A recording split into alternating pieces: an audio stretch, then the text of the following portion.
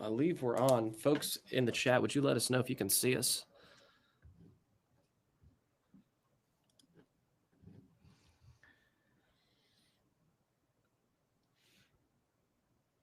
Good morning, Dylan. So I think from what Will is telling me, he has texted me a play-by-play. All of the attorneys have gone back into chambers with Chief Justice Toll ahead of the status conference. And to give everybody a little background about what the status conference is, it is basically to set up the framework for the evidentiary hearing scheduled for the end of the month. It's scheduled for Monday, January 29th, and they've got it on the docket for 3 days. Um, so today they're going to talk about, if there are jurors who are going to testify regarding the jury tampering allegations, what that's going to look like, if we're going to see them, if we're going to hear them, and who is going to do the questioning. Is it going to be Chief Justice Toll herself, or are the attorneys going to be doing questioning of these jurors?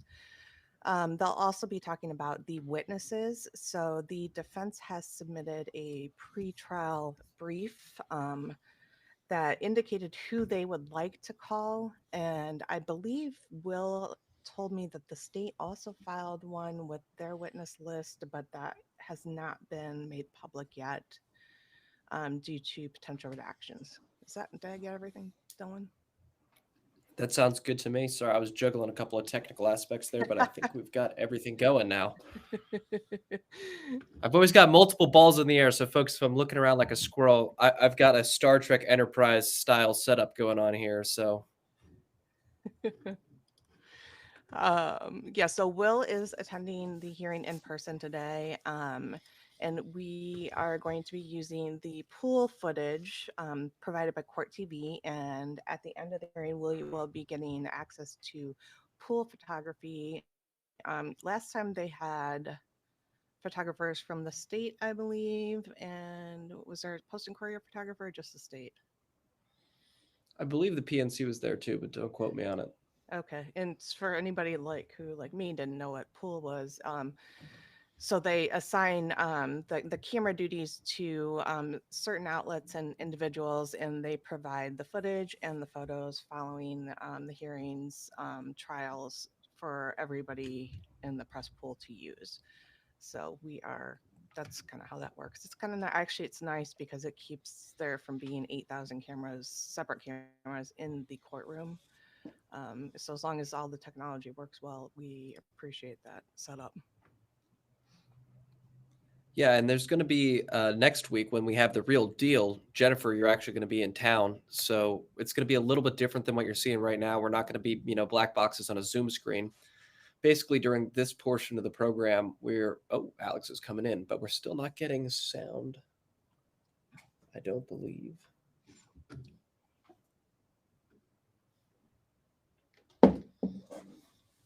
Stand by, y'all. Oh, I was going to say, who's in the bow tie? Then I looked, and that is Jay Bender in the bow tie.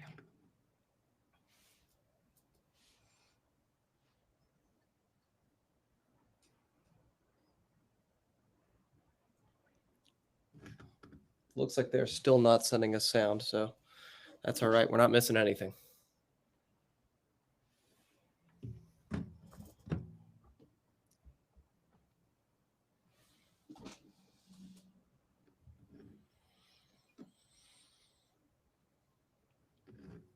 But as I was saying, next week we're going to actually be down in the courtroom. So we're going to do a physical setup in front of the courthouse, which is, I think, more exciting than this. So I'm looking forward to that. Me too. Drew, I'm not going to lie. Alex Murdaugh is one of those rare people that can pull that orange off. I do not think I'm one of those people. Hopefully, I never Big have Red. to. Big Red.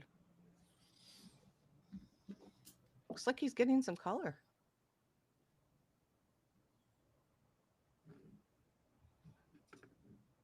Hey, he gets an hour outside every day. That might be more than us. At least I'm not gonna lie, I'm rocking the computer screen tan. Yeah. Hey, Callie's in the chat. Hi, Callie.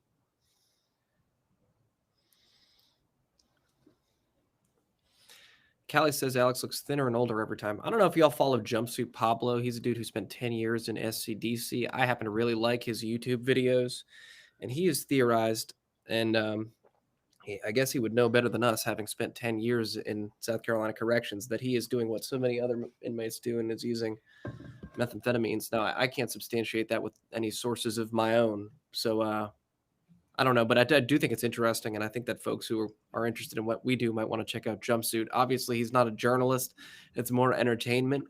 But I really like his videos. I would love to have him come on here and talk about what it was like spending 10 years in SADC. SCDC, the culture there, I think, is really interesting. I actually agree. I think that would be a really interesting interview. Not with Alex, though.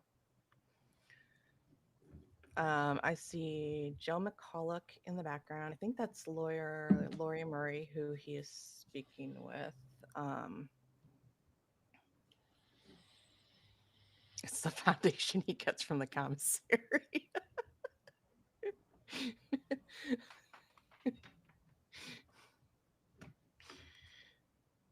Oh, you guys are funny in the chat. I forgot how much fun the chat is.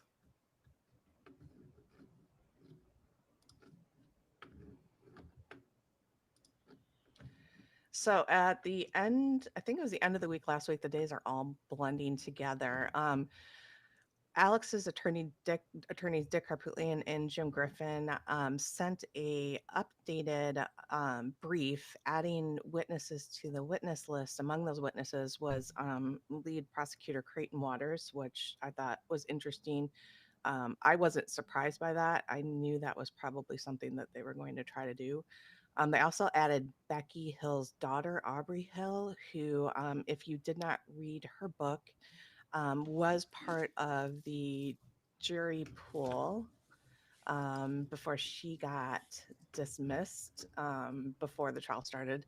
They also added lead sled agent in the criminal investigation of the homicides, David Owen, and I believe Carly Jewell, um, Alec, who is Creighton Waters' legal assistant, and another sled agent. So those were potential witnesses. They said they were not able to really narrow it down without, full discovery, which they are still working on.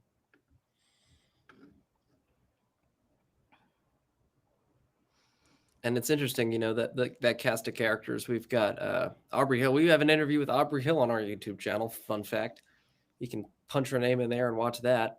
She was talking about her musical career as we interviewed her right before. She played some music for the press corps who was assembled there. So it's interesting to see this all shaking out the way that it is. But I don't think that it's not surprising to see just how involved the Hill family was, because we saw the Hill family down there throughout that 6-week trial. But you have to remember, this is small town South Carolina. I don't think it's so I'm from pretty urban area in Michigan. I don't think I really appreciated just how small Colleton County was until I was there. I mean, I went down to my favorite little shop in Walterboro, and the two store owners, they're two sisters that own the store, and one of the sisters was on jury duty. The other sister, knew half of the jurors. So it's hard to describe just how small the area is. Everybody knows everybody. Everybody, it's down the line is related to everybody else. So it is. I mean, looking back, I am surprised there was no motion to change the venue leading into the Wasn't there? trial. Am I Uh, am I losing it? Didn't Dick and Jim file a motion to change venue that Newman rejected? Or I mean, the folks in the comments can fact I check me can't. if I'm I wrong. know. Like, there's so many motions in this case that I'm struggling to remember what I knew, what I didn't. Like, what's new news, what I have seen, what I haven't seen. Yeah, Well, I'm so hoping that this I'm right on this because I've said that rejecting that motion is a mistake on air in the past. So if that's the case, then I apologize to Judge one of Newman. us is wrong and it's fine. I'm good with being corrected always. Yeah, um no, in this game you have to be okay with being corrected. so this hearing is being held in Richland County, South Carolina, which is where the capital Columbia is. And it is not Judge Newman, it is Chief Justice Jean Toll who was assigned assigned by current Chief Justice. Boy, my gosh, my names are getting. Sorry, Will. I got Will texting me updates, and my brain's just not caffeinated enough, apparently. Yeah, so it was assigned by the current Chief Justice to oversee everything going forward with this Murdaugh evidentiary hearing. I have not had the honor of watching Chief Justice Toll preside over a case. I just purchased her book just because I wanted to learn a little more about her. Um, so it'll be, yeah, very interesting. My sense is she's from what I've heard from sources, she is no nonsense in the courtroom. So I am looking forward to all these male attorneys going up against a no nonsense female judge.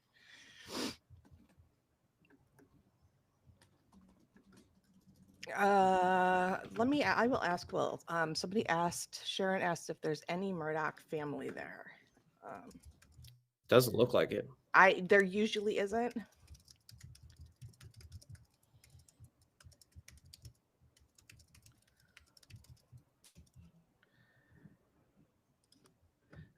Will so talking to Alex right now, that is Holly Miller, who is Dick Harpootlian's, I mean, I would guess legal secretary. I think she's kind of a wonderkin. She's very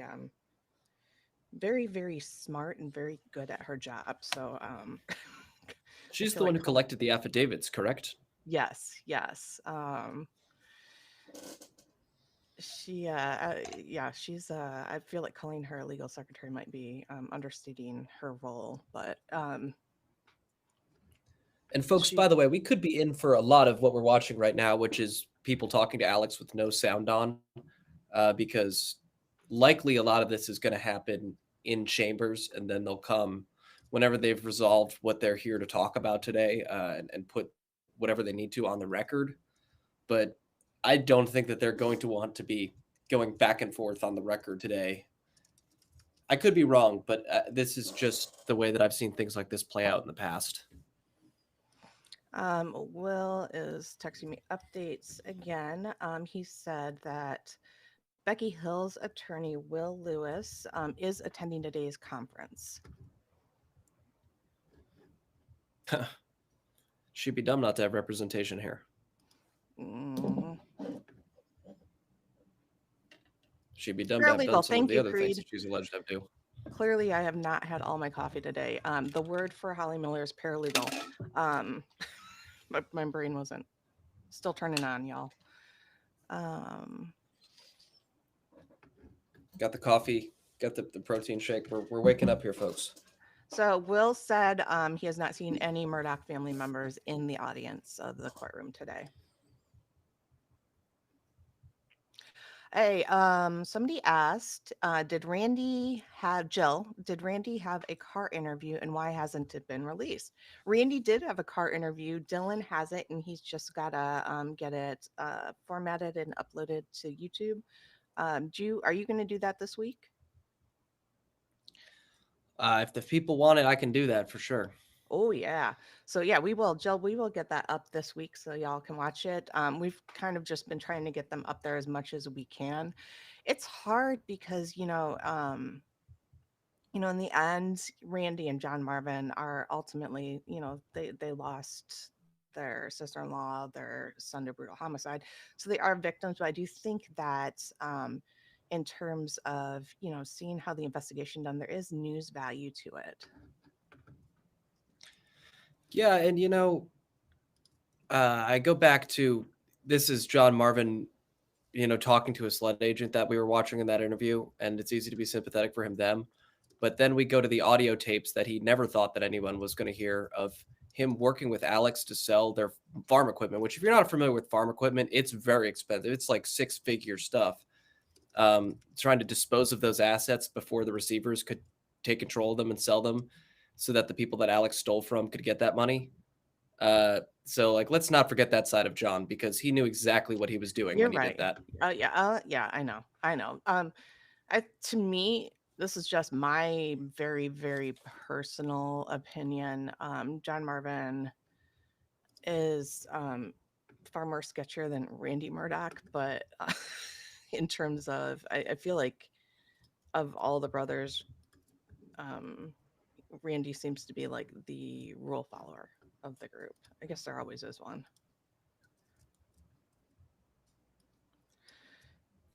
I'll believe that a Murdaugh is a rule follower only when I see I know, access I to know, everything. I know. Now, we don't have anything damning on Randy right now. We can say that. We don't.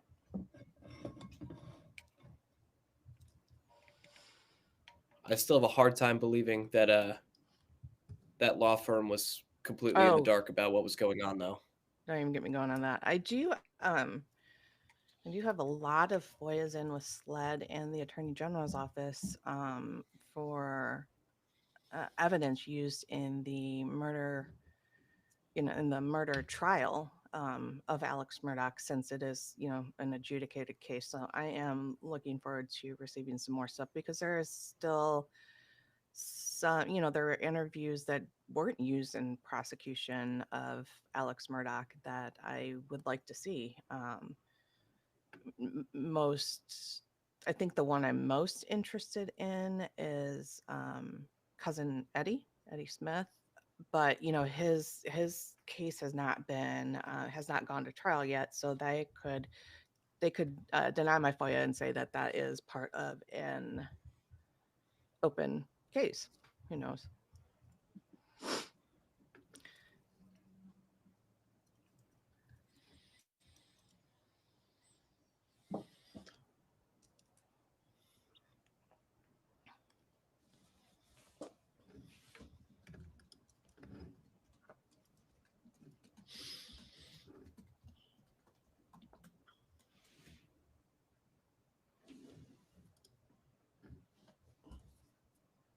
All right, everybody go answer the poll. Ooh, this is an interesting poll. Huh. Huh. So the poll question is: do you think Alex Murdaugh deserves a new trial? Dylan, what would your answer be?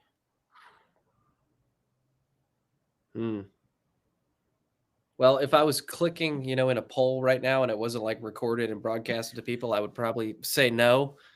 But that's kind of out of personal animus. If I'm going to do this in a scholarly, legal way and they present compelling evidence, I'm going to have to say yes. I will say that if what is in those affidavits are true, then there's a good chance he deserves a new trial. But I'm not a judge. I'm not an Yeah. attorney. So perhaps, we've spoken with attorneys that have said both that what's in those affidavits should entitle him to a new trial, and attorneys that say that it shouldn't. So Yeah, it's which way will it end up going? I don't know. And it's a 50-50 poll right now almost. So it's clearly. Yeah, I think until I see the evidence, I really have only seen the state's or the defense's case, because the attorney general's office, they play their hands very close to the vest. But looking at case law and stuff, that's even hard, because this is really kind of a situation that I don't know we've seen legally. So if any of the allegations are true, it's kind of, I do anticipate the arguments are going to be really interesting for attorneys to watch. I hate it when Will does that to me, by the way, but I just thought I'd throw it at you. Yeah, you really did pull a Will there, but it's fair. It's we gotta actually get to the heart of the matter if we're gonna sit here and talk. Somebody in the feed asked us if we gave up on our podcast. No, we just actually finished up our first season of it, and we will, with all the Murdaugh madness rearing its ugly head once again, pull back and are planning, additional seasons to come. Yeah, it kind of stinks because if we end up doing this again, it's like we're going to lose almost 2 months of news. Let's focus on the first three letters of the word news. New.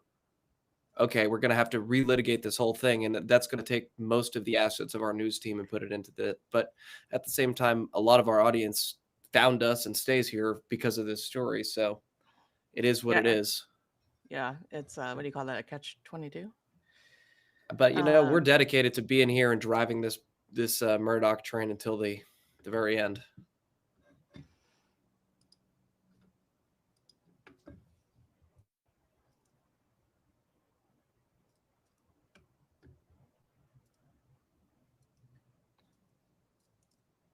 Thanks, Rick. Rick can't hear us anymore, but he's talking some mad trash. You're welcome to Rick go turned the literally volume anywhere else, off my friend. so he doesn't have to listen to the FITSNews twits. Listen, a twit. I've been called much worse things. I will take it. Um, Don't get your mortgage mentorship from Rick.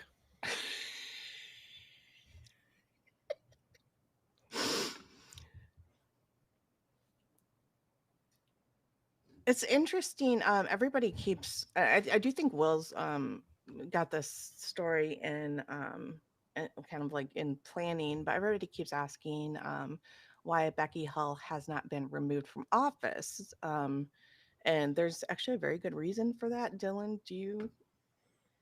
Yeah, she was elected to that office, and if you look at the statute, she has to be, I believe, indicted, and then the governor can remove her. Well, she hasn't been indicted. We've just reported last week that she's under 2 criminal investigations. Uh, I would wager that SLED, the agency which pursued the prosecution of Alex Murdaugh, is not going to indict the person who screwed up their trial prior to this matter being adjudicated, since this is only like a week away. So I don't think that we're going to see indictments prior to the hearing next week, but we could see her removal if she's indicted, or she could step down of her own volition. Yeah, I think and then don't quote me on this because I do not have the statute in front of me. I think the actual rules are so the governor does have to remove her. If she is indicted, he can put her on leave, suspend her. And if she's convicted, he can actually remove her from office. But don't quote me on that. I Okay. just feel like that's what I remember. Yeah, we don't have I don't have the statute in front of me, but it's not like she's a county employee. That's the important thing to remember, where she could easily be removed from her job, just like you or I could for messing up. No, she won an election to be there, and it's the same way in South Carolina with sheriffs, and that's why you see so many sheriffs in South Carolina. If you look up South Carolina sheriff charged or arrested, you're going to see a lot of news stories because these people, being their own elected officials, it has some upsides, but it also has the downside of kind of putting you outside of the purview of normal hiring and firing practices that can allow somebody to have a much longer leash of criminality before they are reined in.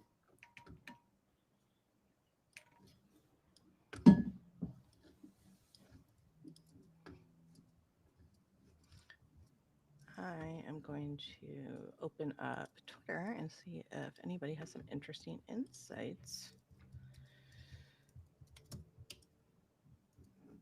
Kevin, I'm not sure how to pronounce your last name. Sorry. Is there anybody honest in that state? Lol.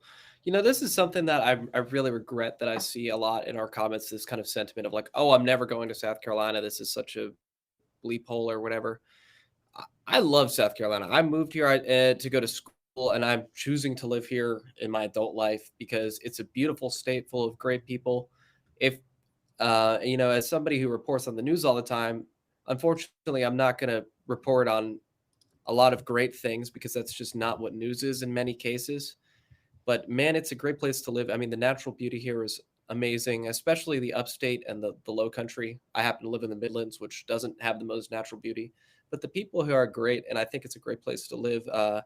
yes, there is a lot of corruption. Yes, there are things that are wrong with this state. Obviously, like if you want to raise a family here, the schools are abysmal. If you want to drive here, you need like the moon rover.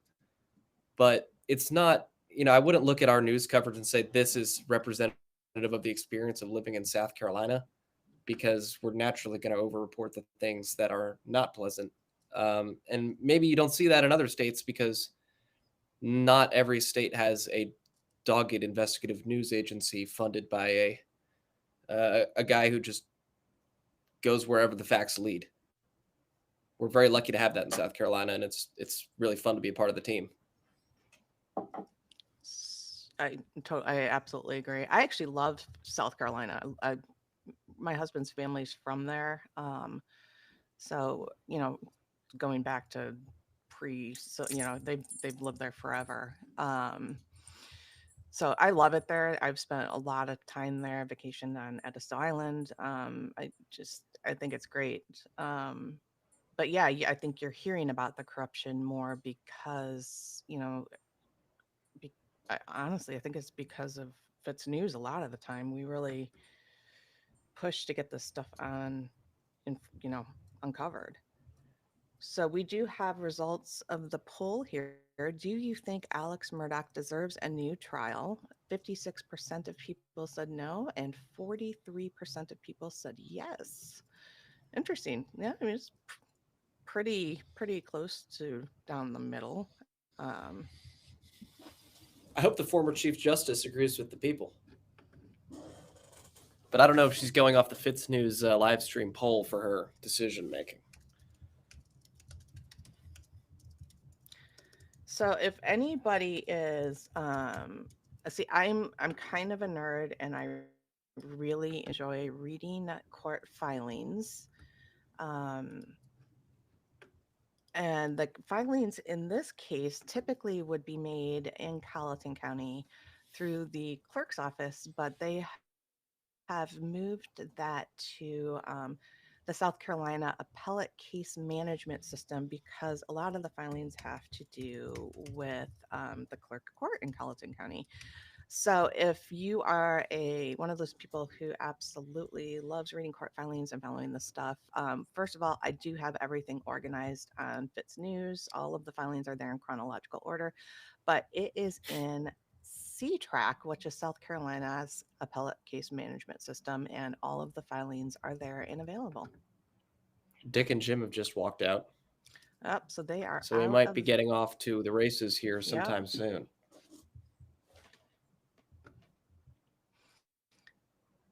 I see. Dick, Jim. That's Phil Barber, right? Oh yeah.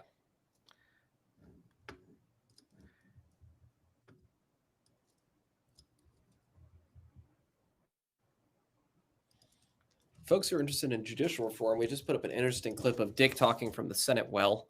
I think a lot of people in our audience only know his role in this case, but that's just one facet of what Dick does.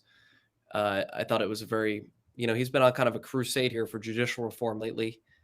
And we uploaded it because this was something that we showed to House Minority Leader Todd Rutherford when he came in for an interview.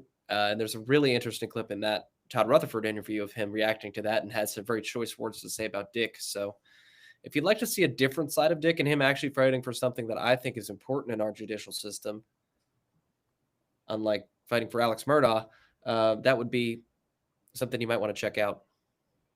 So in the background there, you will see Attorney Joe McCulloch, and then next to him, which kind of right behind Jim Griffin's bald head, is Attorney Jack Swirling, who is kind of a legendary South Carolina attorney. He used to practice with Dick Harpootlian and actually defended Pee Wee Gaskins. I'm a huge fan of Jack Swirling. Very amazing, very smart man.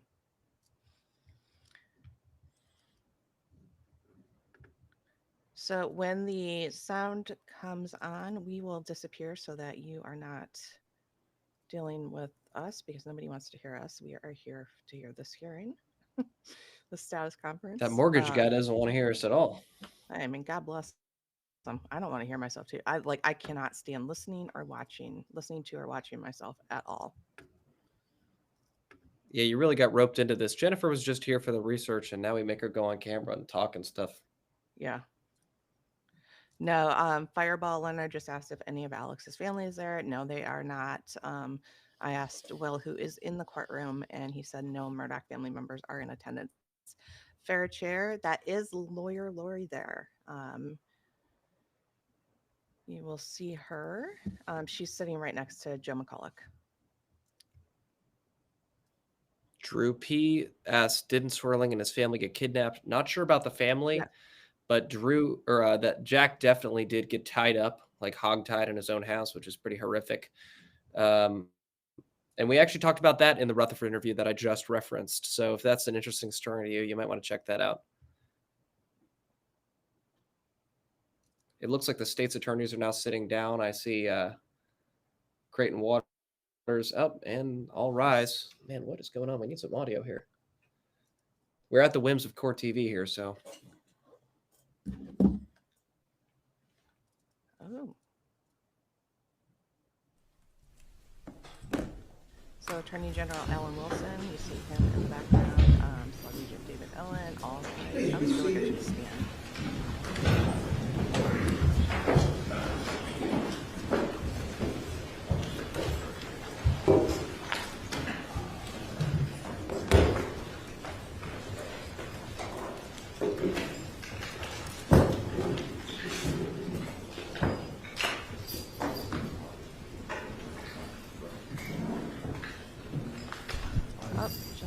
Chief Justice James Cole just instructed that there's to remove Alex Murdaugh's handcuffs. Interesting. All righty, we're getting some audio. That is a beautiful thing. So, Jennifer, right, I guess we should go offline here. After.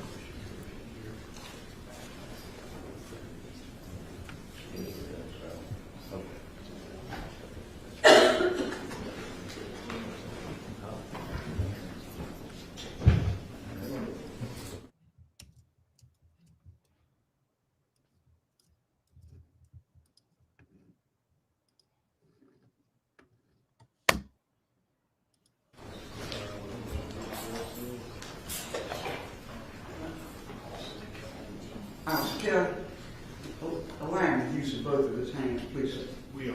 Thank you.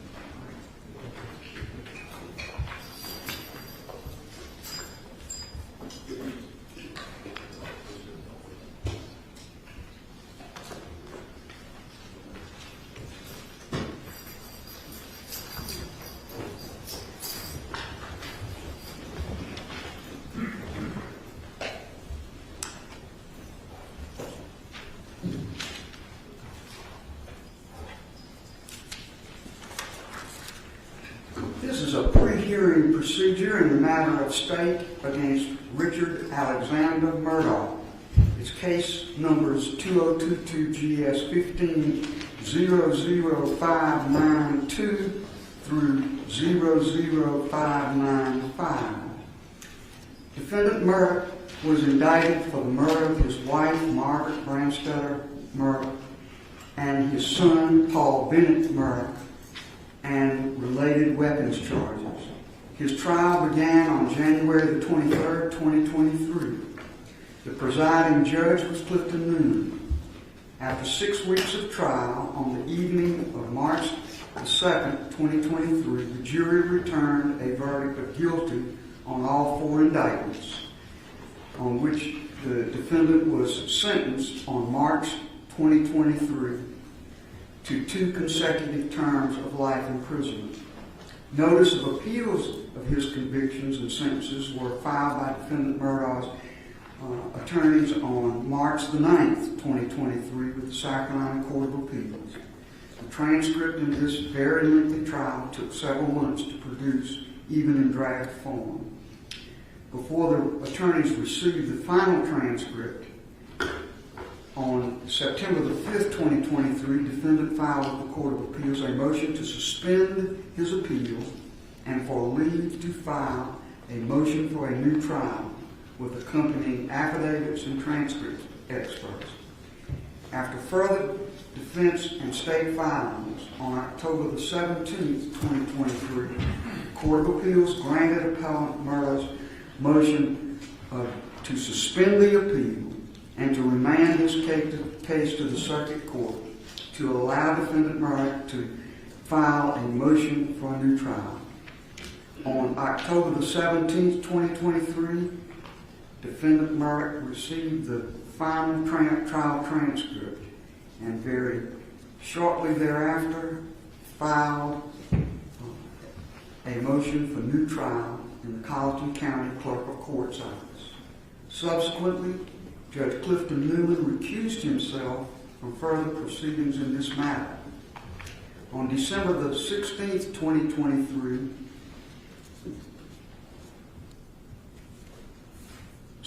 on December the 18th, 2023, Chief Justice Donald W. Bailey signed an order appointing or directing that the Honorable Jean Hayford Toll, retired Chief Justice of South Carolina, be assigned exclusive jurisdiction for the limited purpose of presiding over defendant's motion for a new trial.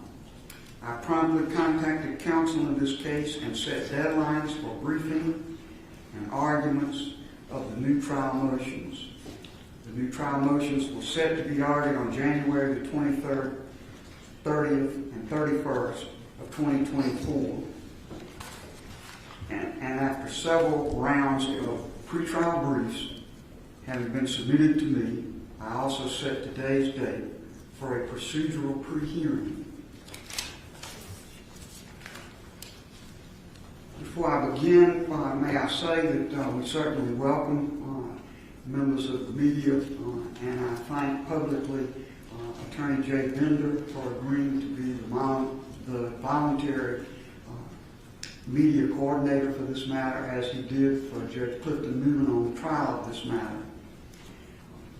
Cell phones are normally not permitted at all in our courtrooms, but the press has been allowed to bring in certain cell phones and laptops and electronic devices because of the non-jury nature of this portion of the proceedings. But if any device rings or sounds to receive a call or to receive an email or a message, that device will be confiscated and the owner will be asked to leave the courtroom. So please now, if you haven't already, check your electronic devices and be sure that they will not sound during the time these proceedings take place. Major topics to be covered today have been addressed by me and discussed with counsel in a short pretrial conference in my chambers. And counsel may have certain things that they will put upon the record as we proceed through these topics that deal with what should be covered. The first topic is an evidentiary hearing necessary at all? The state took the position that the answer to that was no. Obviously, the defendant not. I have set an evidentiary hearing because I felt like we had to have some brackets on the time we would spend on this matter. But I've made no conclusive decisions beyond that on matters affecting the arguments the state makes about the procedural posture of this matter. The next topic would be the burden of proof. Who has the burden of proof in this matter? And what must be shown to meet that burden of proof? And what must then be shown to contest what has been shown and proved? The third topic is procedural defects, most specifically a contention by the state that this motion is untimely because of what was known before a verdict was rendered accepted in the jury poll. And finally, we need to discuss witnesses, juror witnesses, the clerk of the court of Charleston County, Ms. Hill, and other witnesses and exhibits.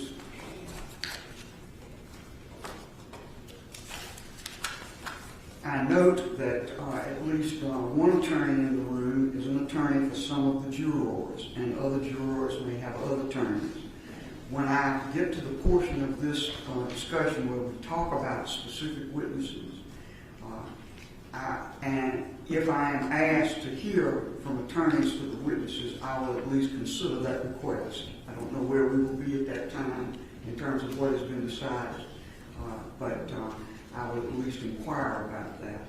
To that end, if you have not already, during the first break, be certain that all of you, the lawyers participating at council table, and any other lawyers that feel they may have some interest in the proceedings that would warrant comment by them, please give your cards or information about your contacts to our court reporter, Ms. Harris. With that, Mr. Harper, being your moving party, you may proceed.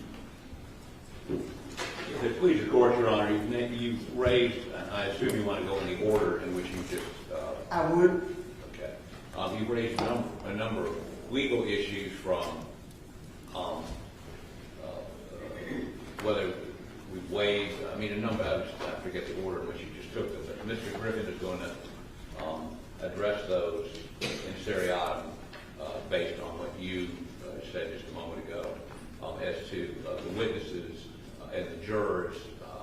I will be handling that portion of the argument today. Very good. Mr. Greenville, we'll hear from you now. Yes, thank you, Your Honor. The first issue that you've asked us to address is an evidentiary hearing necessary? And the answer to that question is very straightforward, is yes, under established case law in the Supreme Court, the Fourth Circuit, and the South Carolina Supreme Court under Reamer.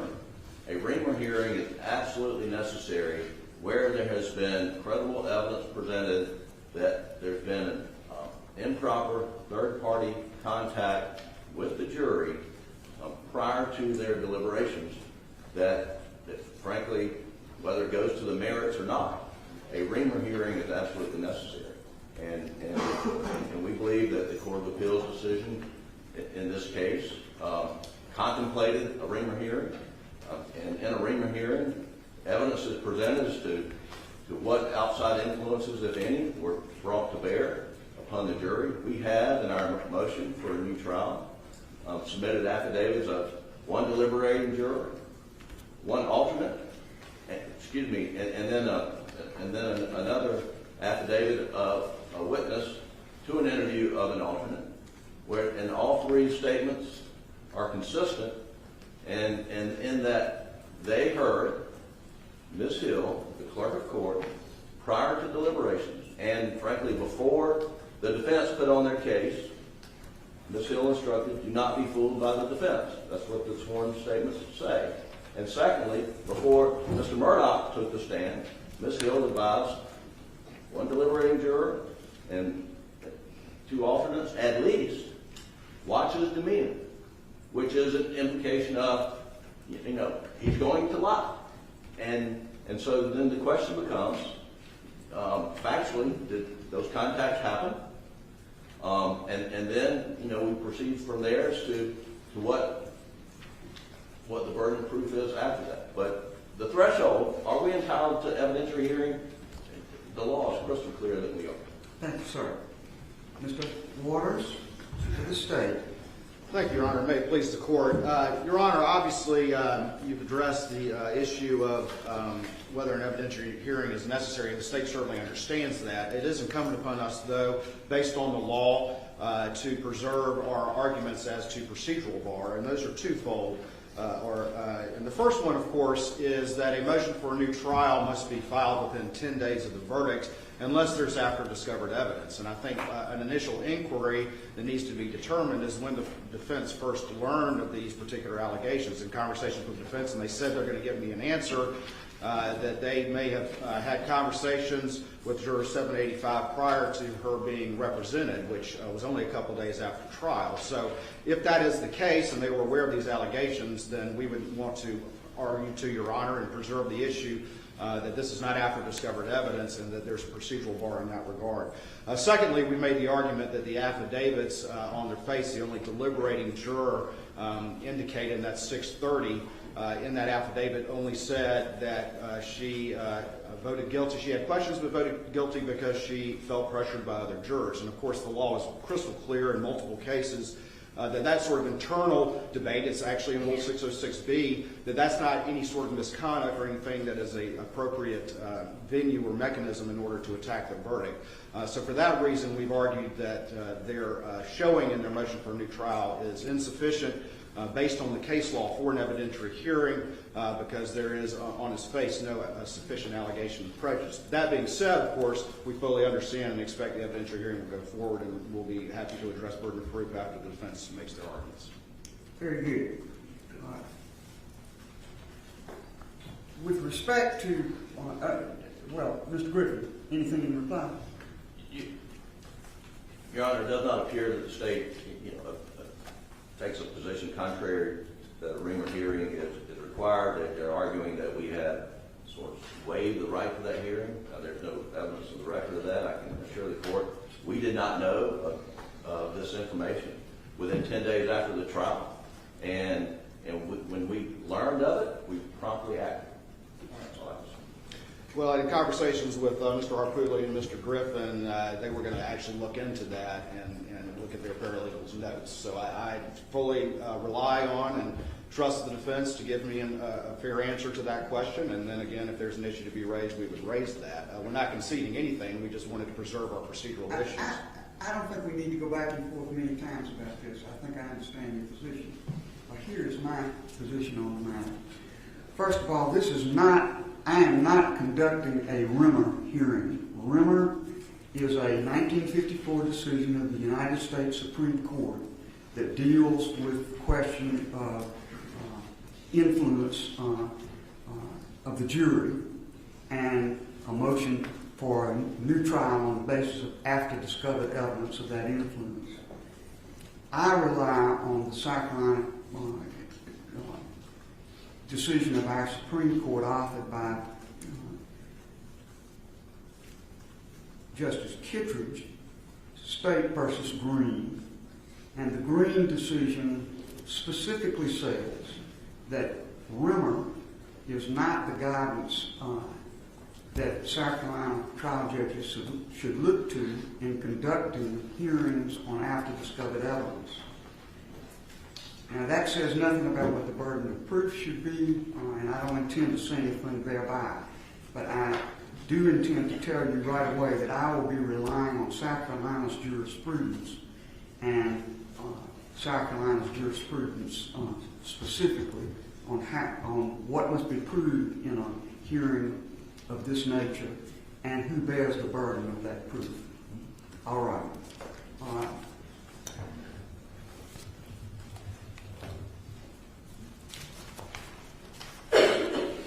And that leads to the very next topic that we'll now take up, which is the burden of proof. Mr. Griffin? Yes, Your Honor. As we cited in our papers, we believe that the controlling case in this instance, based on the scope of conduct as alleged, and that is conduct of a court official, here at the clerk of court, having communication with the jury about the substance or the merits of the case, that the standard to be applied is not Green, because Green, Judge Kittredge says that the contact by the bailiff was about a procedural issue, not about the merits of the case. Here we're dealing specifically with the merits of the case, and the Court of Appeals decision in State v. Cameron, we believe, is the controlling standard. And in State v. Cameron, and that was decided in 1993, And the court says, in citing Holmes v. United States, which is a Fourth Circuit opinion, says in this case there was a private communication of the court official to members of the jury, an occurrence which cannot be tolerated if the sanctity of the jury system is to be maintained. When there has been such a communication, a new trial must be granted unless it clearly appears that the subject matter of the communication was harmless and could not have affected the verdict. Now, we strongly believe that is the standard. Is the question, was the subject matter of the communication harmless and that it could not have affected the verdict? And we are, that's our position on the standard. Your Honor, if Your Honor looks to a different standard, we believe that State v. Green, the measure of State v. Green, you can't look just at Justice Kittredge's opinion. You have to look, because he complimented the Court of Appeals decision. And the Court of Appeals decision absolutely applied the Reamer standard of the burden of production is on the defendant, but when the defendant produces evidence of a substantive communication to the jury by any third party, that's what Reamer is, by any third party, that then there's a presumption of bias. And that the state then has to overcome that presumption, produce strong, clear, and convincing evidence that it was harmless. And that was the standard that the Court of Appeals applied to State v. Green. And in State v. Green, the Court of Appeals says that this is the standard of the Fourth Circuit, and we follow the Fourth Circuit law in this area. Now, Justice Kittredge says that the communication by the bailiff, which essentially said, if you're deadlocked, which they never were and never became deadlocked, then the judge may ask you to stay locked. I mean, that was a communication by the bailiff in Green, and Justice Kittredge said that did not go to the merits of the case. Justice Kittredge didn't throw out the Reamer presumption standard in State v. Green, Your Honor. And it's important, the Court of Appeals decision, looking to the Fourth Circuit, because, as Your Honor knows, this case, and I would encourage the Court to look at the Holmes decision out of the Fourth Circuit, which we cite, which applies Reamer. It applied Reamer in a habeas corpus case when they said Reamer is the clearly established law in the Fourth Circuit.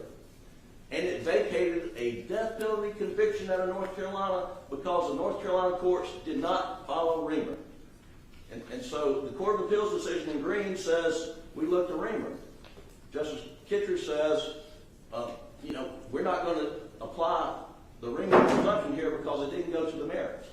What we have in this case, and what we have, presented through proffer on the affidavits, something that goes to the heart of the merits. It's the defense, and it's the credibility of the defendant's testimony. And so we do have the burden of production, but we do believe that the standard in Cameron is we just have to show that the subject matter of the communication, that it was material to the case, and that then the burden shifts to the defendant to prove that it was harmless. Excuse me, the burden shifts to the state to prove it was harmless. Thank you, sir. That's what we believe the standard is. Mr. Waters? Sorry, Carl. Your Honor, and I'm going to walk through some of the cases in South Carolina that address this issue. But as Your Honor is aware, of course, when we deal with these issues, we have two types. We have internal misconduct, and our courts have been reluctant. Rule 606 says this as well, to delve into that unless there are concerns of fundamental fairness, like racism and things like that. And then there's external allegations of external influence and that sort of thing. And that's what we're dealing with here today. And to quote State v. Grovenstein, which is a 1999 case of the State Supreme Court, it cites Aldred and Kelly and says, "We have consistently held the defendant must prove prejudice in these sorts of claims." And if we walk through all of the case law, our court has been very careful, and as much said so in Aldred, which was an internal case, to sync the analysis and the standards between those two, and have consistently held that the defendant has to show prejudice. It's their burden to do so. In Blake in 1992, the court held don't presume prejudice. And the test, of course, was whether or not the verdict was solely the product of honest deliberation or whether it was the product of outside influence. We go over to State v. Kelly. Of course, Your Honor concurred with Chief Justice Finney's dissent in that case, but in that case there was a pamphlet in the grand jury room. Clearly an external influence was alleged there. And ultimately in that case, the court held that the defendant failed to show prejudice from that particular external influence. In State v. Grovenstein, in this instance, it was clearly external. There was an alternate who was present in the jury room and even took a preliminary vote with the jurors. So clearly an external influence, far more than's even alleged in this case. That juror was removed, curative instruction was given, but ultimately the court was very clear that we have consistently held the defendant must prove prejudice, again, the burden being on the defendant. In Bryant, this was a capital case, one that argued way back when. And in that instance, there was a police investigation, background investigation into death-qualified jurors in a capital case. Clearly external. The trial court conducted an inquiry with questions submitted by the parties as well, and ultimately noted that it was the defendant's burden to prove actual bias on the part of the jury. In State v. Pittman, another case that I argued before, Your Honor, in that particular case, there was a juror who had a conversation with his wife and with the bartender, and ultimately, again, the court held that the defendant failed to meet the burden of prejudice because the wife's comment was the defendant was not guilty, and the comment to the bartender took place after deliberations had begun. And then, of course, in Green in 2020, Your Honor just commented on that, and the court clearly held that the Romer presumption of prejudice doesn't apply here, and then, of course, went on to note that the defendant bears the burden of proving prejudice. And Cameron is a case that they rely on a lot, and I would say this about Cameron, that Cameron, of course, goes on to say that the mere fact of any official communication does not necessarily mean that the jury was prejudiced, and went on again to do a prejudice analysis and a harmless error analysis. Covington is the Court of Appeals case from 2000. In this particular case, there were jurors who supposedly knew the defendant and knew some external information about whether or not he had had previous difficulties with his wife and that sort of thing. Clearly external information. And again, the court held that the defendant failed to show prejudice. So the case law in South Carolina, both from our state Supreme Court as well as our state Court of Appeals, it's clear, it's in sync, it's uniform, that it's the defendant's burden to show prejudice. And that's, of course, only after there's a determination that any sort of extraneous influence occurred. And that would be the state's position, that it is the defendant's burden. And again, we can address at the appropriate time what the state's position is as to the order in which the evidentiary hearing should go. Thank you, sir. Mr. Griffin, you reply? Yes, Your Honor. There is a tremendous difference in the law as to how the court analyzes juror misconduct, as in Kelly, where the juror reaches out to her pastor, gets a pamphlet, brings it into the jury room, and that was found during the course of the trial. The trial judge removed juror O, who had gotten the pamphlet, voir dire every juror to ask what effect that had and if they could put that out of their mind and then deliberate. So that happened during the middle of the trial, but it was juror misconduct. All the other cases that he cited and the state relies upon are juror misconduct cases. Not unauthorized third-party communication that goes to the heart of the Sixth Amendment, right by a defendant to confront his accuser, to cross-examine witnesses who present evidence. When a third party makes an improper contact with the deliberating jury before they deliberate, that falls at the heart of the Sixth Amendment, which is a different animal altogether than where a juror engages in misconduct. And that's where you get to Cameron. That's where you get to Green, which Green says it was a procedural communication, not a merits communication. And Your Honor, in Bryant, well, I would note, Your Honor, dissented in Kelly, but in Bryant, I mean, no jurors were interviewed, especially we could tell by the record. But in Bryant, it was a death penalty case. Law enforcement, I believe the Horry County, were out questioning the jurors' relatives and friends and trying to get their belief as to whether they believe in the death penalty. Apparently, some of that kind of leaked back to one juror, or maybe, but there was no record saying the jurors were prejudiced by that. But the court said that behavior cannot stand. And we find prejudice based on the conduct, not on the juror's testimony.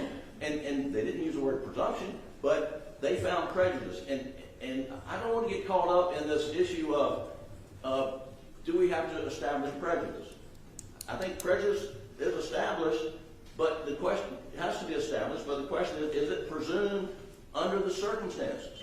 And if it's presumed under the circumstances, what does the state have to rebut it? And so, prejudice is a touchstone, but the question is evidentiary presumption. Here, where there's a third-party communication that goes to the merits of the case, the law is crystal clear that there is a presumption of prejudice, and the state has the burden of proving it's harmless beyond a doubt.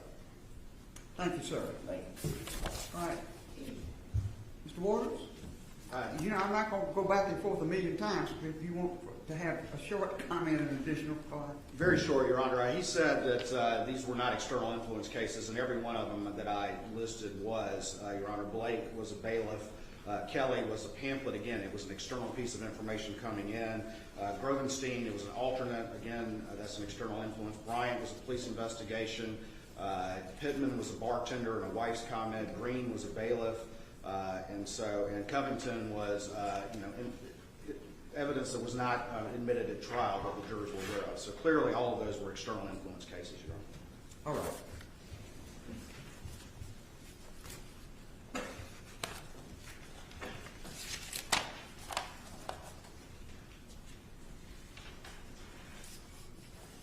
I do not regard State versus Cameron as the guidance that needs to be used by me in making a determination about this case.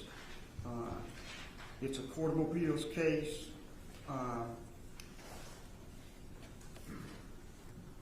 Since that case in 1993, there have been several cases, including Green, Oliver, and others, that very specifically talk about this issue of what the burden is when a motion for a new trial on the basis of after discovered evidence that involves tampering or alleged tampering with the jury. All those cases say that prejudice must be proved, not presumed. And it may very well be that is what's going to be shown. But for purposes of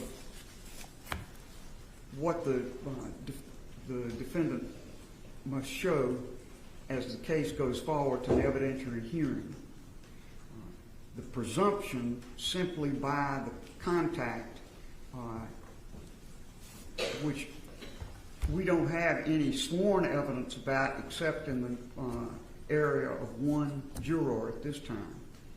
A presumption is not the way to examine this issue, but rather specific evidence about what was said, when it was said, and how it was perceived by the juror is what I believe is required by State versus Green and other cases. And therefore, that is the approach I will take. All right, the next area of inquiry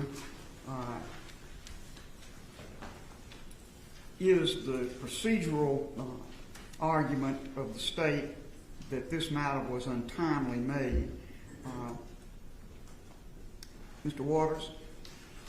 Yes, ma'am, Your Honor. And again, we have raised the issue, as I talked about earlier, that we believe that there is at least an inquiry as to a procedural bar, that if the defense was aware of these allegations during the 10 days, then it is not after discovered evidence and the motion is untimely.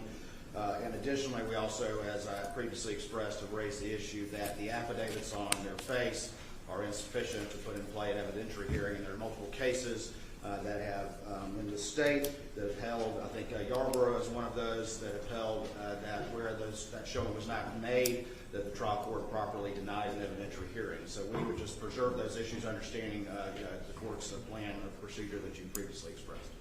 All right. Mr. Griffin or Mr. Harpootlian, let me say that I will say to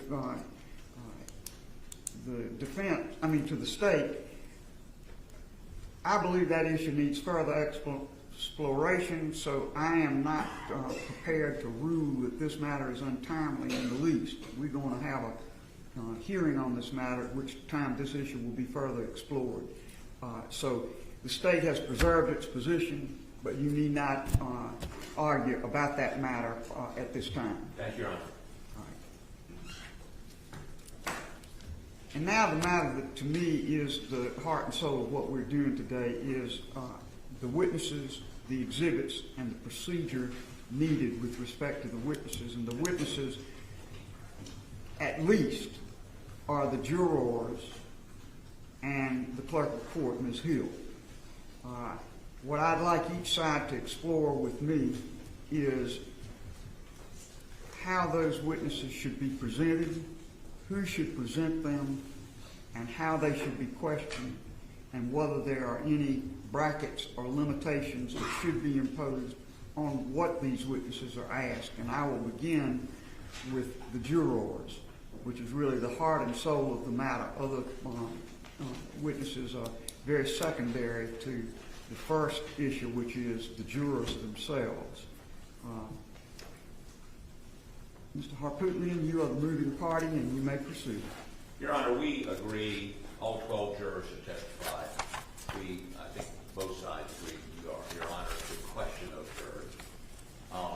The only question is, not only question, but the first question would be, as Your Honor questions these jurors, would you, in all the cases the judge questions the jurors, would you want suggestions from us as to what additional questions after they respond to your questions, that raise additional questions? That's number one. Number two, each one of these jurors, except of the original 12, I think all have been interviewed. Maybe two have not been interviewed by SLED and given statements, recorded statements. The rest have all given recorded statements. And then SLED prepared a memorandum of interview. We have reviewed all these videos and the MOIs, and I can tell the court that the MOIs aren't consistent in many instances with what was said on the video, to the extent that information was left out. Now, if Your Honor is going to be very restrictive and ask, did the court communicate something to you, and did it affect your decision? I guess that's what we're hearing, Your Honor, when you're following State versus Green. If you're going to say that, ask those questions. There's some of these jurors who indicated they heard the court say what the juror that gave the affidavit for us say, and I think they're going to say it didn't affect them, which is fine. If it affected that one juror, we believe that's enough. That juror has obviously given an affidavit to us. The alternate, which was excused, and we keep calling her the egg lady, but she was also excused, the alternate because she wasn't needed, the egg lady because the judge found that she had contact with people and discussed the case. They further indicated that the court said what we say she said, and we believe they should be examined. We'll be happy to do that, or the court can do that. So there are witnesses, and then we have the court herself.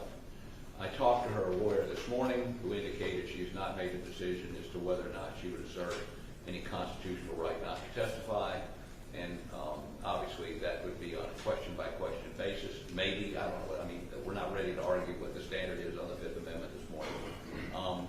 But if she does testify, there are literally thousands of emails we furnished last week by Colleton County, some information furnished by SLED this morning and the Attorney General, which might be utilized, I can't say right now what it would or wouldn't, depending on her answer, to impeach, to contradict. So I can't tell you what exhibits there would be or what we would do because I don't know what our answers are going to be. We believe we should be able to examine her as a hostile witness. We should be able to call her as a witness because the burden is on us, as Your Honor just enunciated. Now, the only other thing I would say is this. Even if Your Honor determines that a piece of evidence or a question is not admissible for your consideration for purposes of the appellate record, we believe we ought to be able to make it proper. So it may be that Your Honor allows us to go forward, and then in your decision decide it's not relevant, in your decision decide you didn't consider it, or whatever. But a stop and go is going to elongate that hearing dramatically. And again, since you're the finder of fact, you can decide not what a jury's going to hear, but what it matters to you. So we think that the examination of the court should be wide open, and we think that the exhibits we would use to impeach her, we would attempt to keep it relevant to the specific issues in this case. I mean, her son has been indicted, for instance, her son's been indicted for wiretapping. There seems to be some inference, at least what we read in the papers, we don't have any specific knowledge, that she was aware of that and that wiretapping was in relation to some ethics complaint about her. That's not relevant. We're not going to ask her about it. Now, we're continuing to examine whether or not there is some connection there, and we're investigating that. But at this point, I would tell you that's not where we're going. Where we are going, by way of example, is we have been furnished an email that she got on February 24th from somebody, which was a photo, a screenshot of a looks like a posting on some sort of Facebook page, where the ex-husband of a juror, not the egg lady, alleges that his ex-wife has been talking about the case and she is going to vote guilty because she hates men. Now, we know she got it. We know she got it on February 24th, yet on the morning of February 27th, she tells in the chambers, a hearing we were all present at, that she had seen a Facebook page posting by Egg Lady's ex-husband alleging that she was talking about the case and she didn't think he was guilty. That Facebook page has never been produced, and then she produced a Facebook posting, she said, by the Egg Lady's husband. Turns out to be a guy I interviewed in Georgia, apologizing for what he had posted on Friday night, which concerned his wife's aunt meddling in their marriage. I think that's fertile ground for cross-examination. Your Honor may disagree with me, but I still would like to put those items into evidence for the appellate record at the time. The last thing I would say is this. In terms of Your Honor questioning the jurors, we need instructions from you as to whether you want, after you finish with the juror, do you want us to submit questions to you? I doubt you're going to let us question them. How is that process going to work? And will that be done someplace? Will it be done in this courtroom? Will it be done somewhere else? And if the jurors are going to be questioned outside of this courtroom, will there be a way for the public to hear what they have to say? Thank you for your indulgence.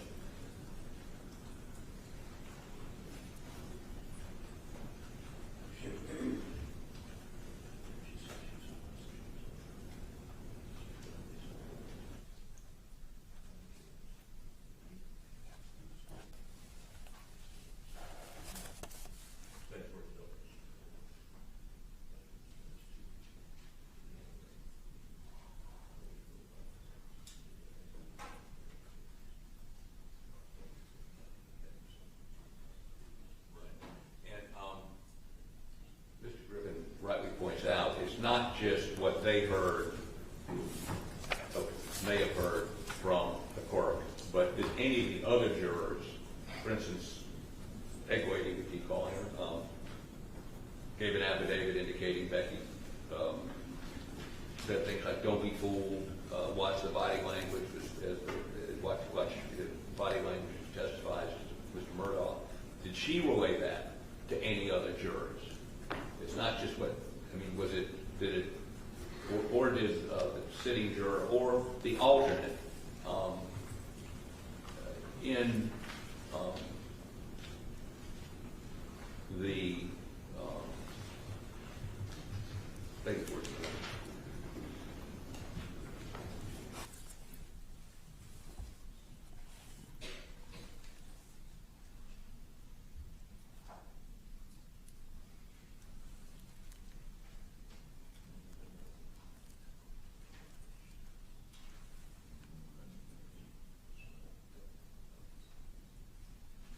One other point, in the memorandum of interview, now, the Cork's private lawyer, Mr. Lewis, objected to any videotaping or audio taping of the Cork when she was interviewed. But in the memorandum of interview, the Cork indicated she had conversations with the forelady outside the presence of the rest of the jury about what was going on in the jury room. Obviously, I would cross-examine her on that, but it may be necessary if she testifies to things that are inconsistent in that MOI for us to call the SWET agent that did the interview to corroborate the MOI. The MOI may be introducible in and of itself as an exception to hearsay rule, but I believe it may be necessary for us to call the SWET agent. We're not going to, and Your Honor, you've indicated that you're not going to want any sort of summaries of those interviewed by the jurors when we talk back in chambers, or necessarily the MOIs. You want your own fact-finding with the jurors. To the extent that they contradict those, we may put all of that into the record for appellate purposes. And if you want to see those before you have this hearing, we obviously put those. We could put those into the record today, or have those available to you, both the MOIs and the videos. We're obviously we're going to do whatever you tell us to do, but we're looking for some guidance as to if there's anything we can get you prior to that evidentiary hearing concerning those memorandums of interview by the SWET agents and the videotapes. Whatever you instruct us to do. Thank you for your indulgence.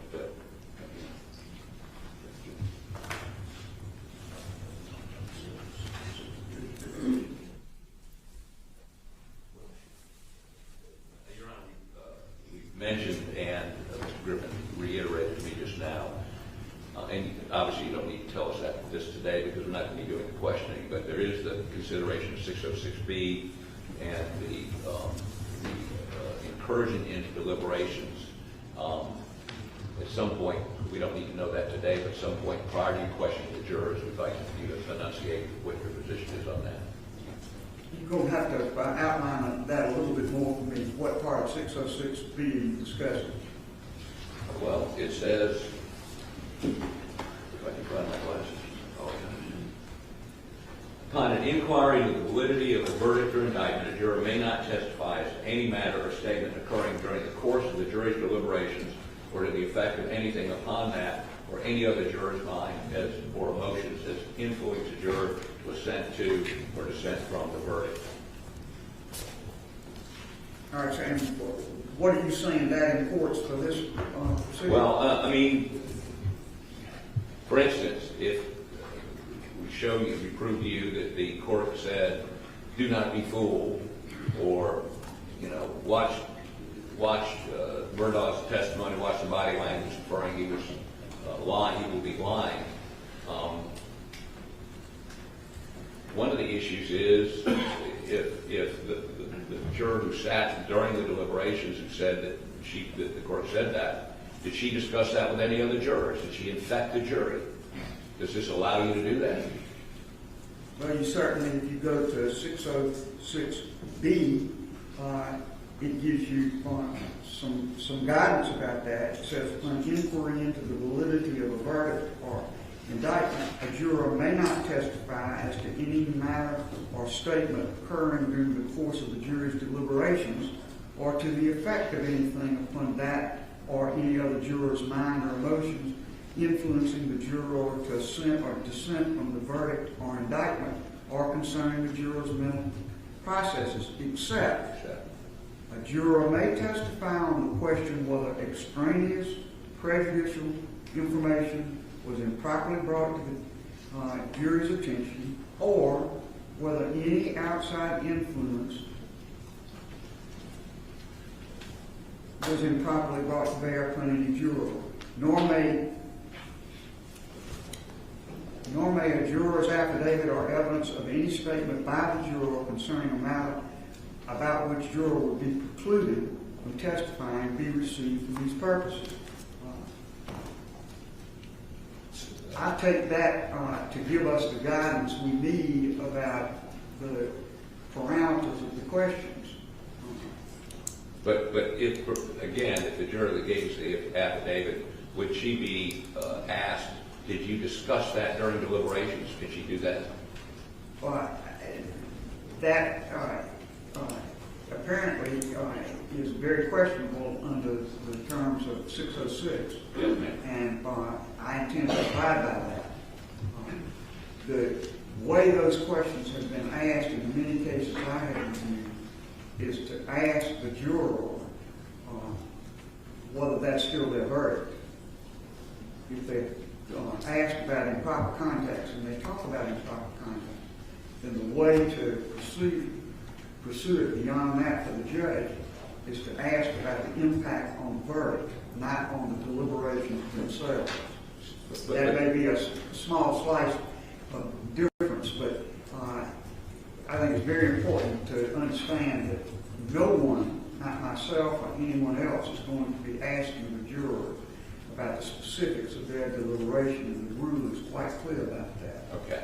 And is it clear that you will not be using the SLED interviews or MOIs to attempt to impeach? I told you when that was brought to my attention in our Chamber's conference this morning, I haven't made my mind up about that. I don't know what's in those summaries or anything else, and we're going to have to discuss that. But again, I'm the one doing the questioning at this point, Mr. Harper. Yes. Yes. And I'm trying to perceive what you all are asking, and I'm going to go to the state now and see what their reaction is to what you said. Thank you, Your Honor. Mr. Waters? Thank you, Your Honor. May it please the court. Your Honor, again, we would concur with what Your Honor just said about Rule 606 and, of course, all the cases that we've talked about, and the need to show prejudice. And obviously, when you're talking about external influence, that prejudice, which will be an appropriate subject of inquiry to the jurors, is whether or not there was an impact on the verdict. And we, of course, have suggested to Your Honor, not only based on the cases, that should be judicially conducted in a manner that protects the privacy of those jurors and that protects the privacy of their identities. These jurors, were drafted into service, and this inquiry, of course, has to happen, but it needs to be conducted in a manner that respects their privacy and should be, of course, judicially conducted. We have suggested those two questions. If we look at the Bryant case specifically talked about the fact that depending on how the examination goes, there could be questions suggested by the parties. And obviously, I think we would need to cross that bridge if and when that bridge needs to be crossed. And that starts with the court's inquiry to those jurors, and only if something arises that needs further inquiry could that be addressed at that point. And that could be even a discussion from counsel with the court as to what additional questions may be proper. When the state first became aware of these allegations, the first thing that we did was have SLED do an independent investigation, and the goal was, good, bad, or ugly, to get to the bottom of what, if anything, happened. And the result of that is why we're still here today. And that is that in speaking with the jurors that spoke to us, that the balance of the evidence, as well as in talking to the clerk staff, was that there was no impact on any verdict. There was nothing unprofessional or untoward that happened that had any effect on the verdict. And so when we did that inquiry, and that is what the jurors said, that is why we're here today, and that's what this hearing is going to address. The only juror that we have is the one who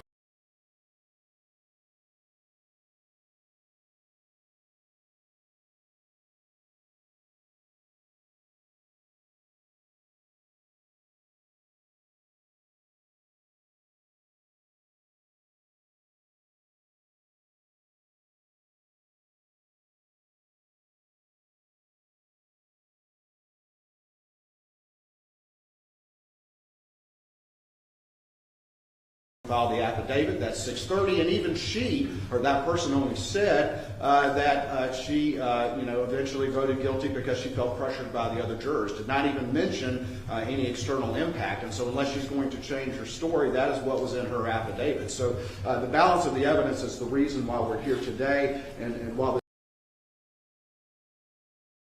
this hearing needs to take place. Your Honor, as far as inquiry to those jurors, again, there could be a need that the parties would suggest questions, and it could be, depending on how things go, that the affidavits or maybe even the recordings, all of which have been provided to the defense, the full recordings of those interviews of any potential witness in this case have been provided to the defense. It could be that issues could arise from either the state or the defense as to impeachment, and we can address those issues as they arise under the appropriate rules, 608, 613, and the like, dealing with not only prior inconsistent statements, but other evidence that would be properly impeachable. Ultimately, I do need to address one thing as it deals with all of this, and that is the defense's contention that somehow the clerk is a party opponent in this particular case, and we believe that that is incorrect. Obviously, there is a hearsay exception or a non-hearsay determination in the evidentiary rules, I believe in 801, that excludes statements of a party opponent. But just because the clerk is an elected official and of the state, that does not make them a party opponent in the way that term is defined. A party opponent is an active litigant before the case, and that is, I think, different. So we would certainly say that the hearsay rules would still be in effect as it relates to Ms. Hill and any testimony that she may provide.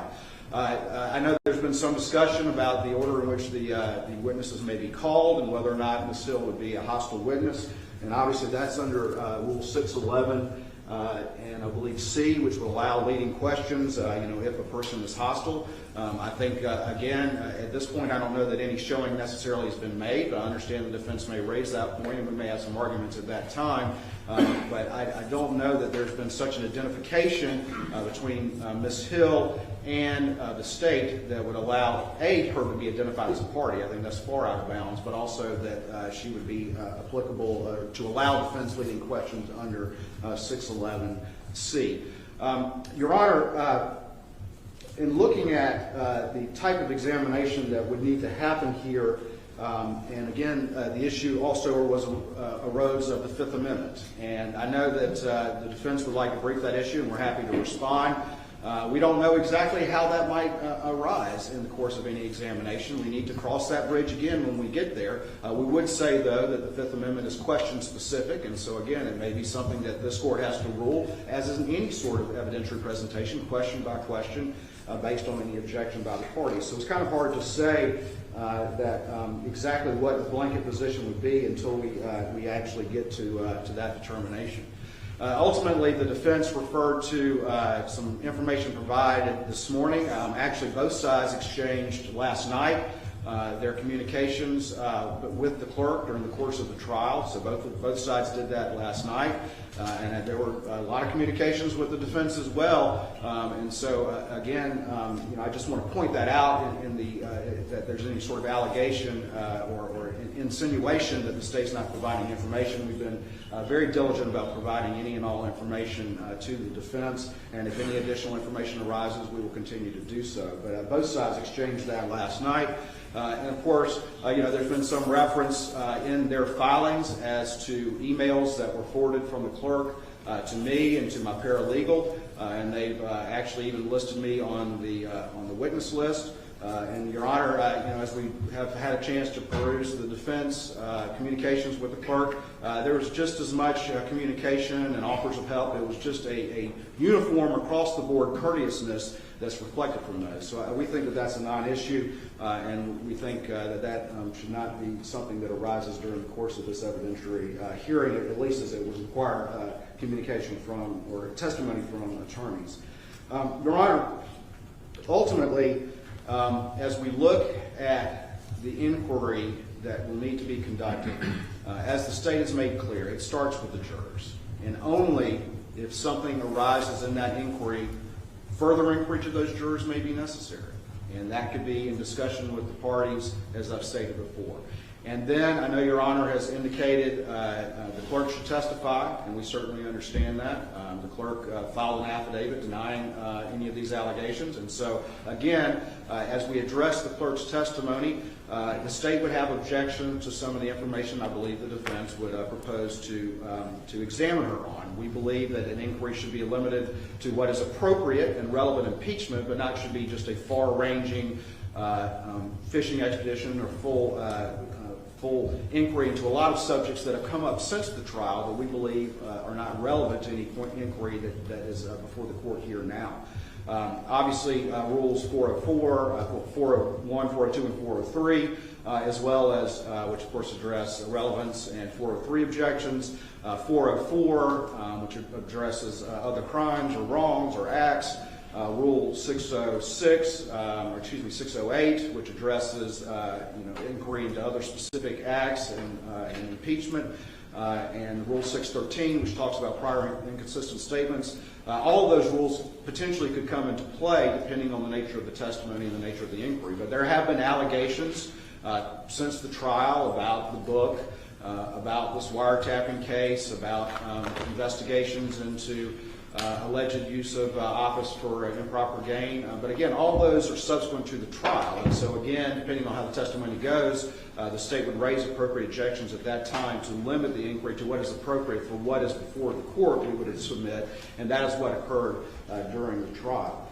So we would make those particular evidentiary objections as things developed.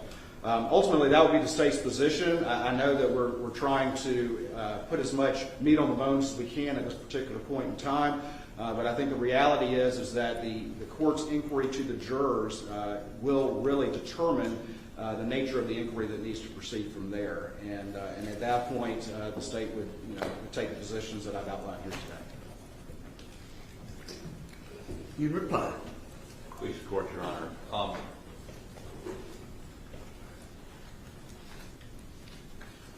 404, I find it somewhat ironic. The state is quoting Rule 404, Your Honor. One of the exceptions to 404, I know this would be surprising to Mr. Waters, is motive, as if he'd never heard that before. He told me this morning one of the assistants that worked for Ms. Hill during this trial was told by Ms. Hill during the trial that a guilty verdict would be good for sales of the book. Motive, selling books. So we believe we should be able to get into that. We should be able to ask Ms. Hill about it. If she denies it, to call that witness, that assistant, and have her testify that she was told that. I mean, why would a clerk do what we allege she did? We think is important for Your Honor in terms of credibility and context. That's number one. Number two, Your Honor, I think we've all agreed, you're going to ask the questions, whether we agree or not. And we do agree with that. The question's going to become, as we go through that process, how, if a juror says X and they've said in their interview Y, or if they've said to us Y, or didn't include it in their original affidavit, and you don't ask that question initially, how are you going to handle, or do you care, how we suggest to you a further question? Because, as Your Honor's seen this morning, the back and forth can go on for a while, and we certainly don't want that to go on with a juror. So we're going to need some guidance on that. I'm not expecting that guidance this morning. The last thing is, as these jurors are examined, I need to understand a little bit about the logistics. Are we going to do it in this courtroom? Are we going to do it in another courtroom? Is the public going to be able to hear the responses? Will there be an audio feed if we do it somewhere else? Are you going to have cameras turned? Do it in this courtroom and have cameras turned off? And we're obviously not going to refer to jurors by their names. Even though 3 of these jurors went on the Today Show, another one went on ABC. They were all in the courtroom when the judge had them brought in. They were in the courtroom, all except one of them, for the verdict. Cameras were there then. Again, I'm sensitive to their anonymity, but I don't know that any of them have any real anonymity anymore. Saying that, I think it's important not only for Your Honor to hear their answers, but for the public to hear their answers. Thanks. Thank you.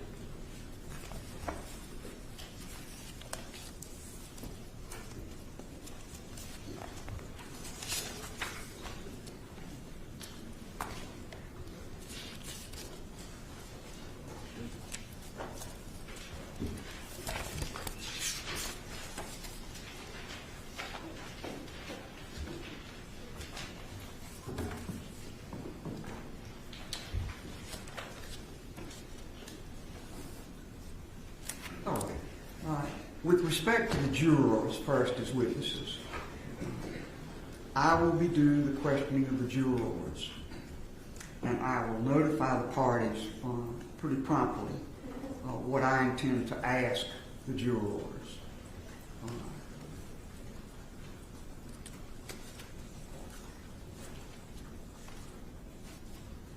The ambit of what I will be asking them is informed by the question of whether improper contact was made with them and whether it affected their verdict. I understand that you, on the defense side, have views about what further should be asked the jurors on two levels. One, as a predicate to what you want to do with the clerk herself in examining her. And two, as a means of further attacking the credibility of the clerk in her testimony. I have not seen any of the SLED material or memoranda concerning the state's summary of these interviews and so forth. I will be open to receiving that if it's done promptly, because we've got a hearing coming up the 29th, and I want there to be plenty of time to revise any current ideas about who to subpoena, who to call as witnesses, and who has to do that. But I can tell you that I am very, very reluctant to turn this hearing about juror contact into a wholesale exploration of every piece of conduct by the clerk alleged to have been improper on its own, indicative of her characteristics, her personality, or anything of that nature. This is a very focused inquiry that deals with this jury and what impact contact, if any, had on this jury. So I am very mindful of the limited nature of it. As I say, I'm not excluding submission in advance of information that would take the questions beyond the limited questions I've initially indicated. But I will be very hesitant about any of those questions as it involves propounding those questions to the jury. As it involves questions to Ms. Hill similarly, this is not a time to explore every mistake or incorrect statement or false statement that ever has been made by this witness. I am the judge of the credibility of this witness for purposes of this new trial motion. I don't think it's necessary, nor do I think it's proper, to explore each and every impropriety alleged to have been committed by the clerk. At the same time, what specifically should be asked is something that I will look at as I look at the submissions that are made before the hearing takes place about what is requested to be allowed as topics for questioning of the clerk and what exhibits should be used. I can't imagine allowing thousands of emails to be made exhibits in this process either emails sent by her to attorneys in the case, to other court officials in the case, or to other individuals during the course of the trial of the case. I certainly will try to preserve the appellate posture of defense in this regard, but I will put certain limitations on just a wholesale exploration of every problematic piece of conduct, ethical, dealings with the county, and so forth. This is a very focused inquiry about this jury and its ability to render the verdict it rendered in an impartial manner.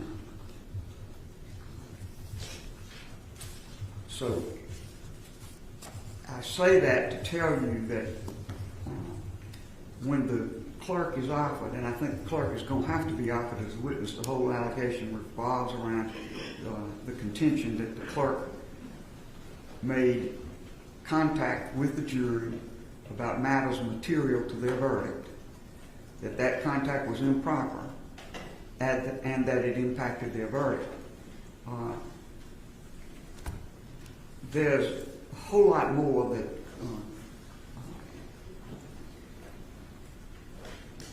Mr. Harpootlian has indicated he'd like to explore that I regard as totally extraneous to the inquiry that we maintain. I'm not going to allow those questions to be asked by way of proffer and then have the clerk answer those questions and have that be the proffer, although I consider them irrelevant questions. We're not going to handle the case in that way. If I exclude a certain question from being asked, then the proffer will be whatever in writing is chosen to be offered in that regard. But I will not conduct a hearing where there's a whole side hearing in which every question desired is asked and either required to be answered or dealt with in some other way. I don't think that is an appropriate use of this very targeted hearing that I'm directed to have. I also think it makes a great deal of difference whether the questions that are being asked relate to the clerk's conduct at the time this case was tried, as opposed to other conduct at a later time or in connections with other things than the trial of this case. So I will be looking very carefully before we conduct this hearing and trying to give the parties as much advice as I can about what I would find to be acceptable topics to pursue. I think you're entitled to that, but I also think the record of the case is not to be used as a platform to explore each and every fault of each and every witness, whether it be the juror or the clerk. And I'm not going to have the hearing conducted in that manner. I think there are other ways of preserving topics that I rule should not be pursued than having those questions asked and answered, even though I rule that they're not proper in the hearing. So I hope that explains kind of where I am on the subject of how questions are asked.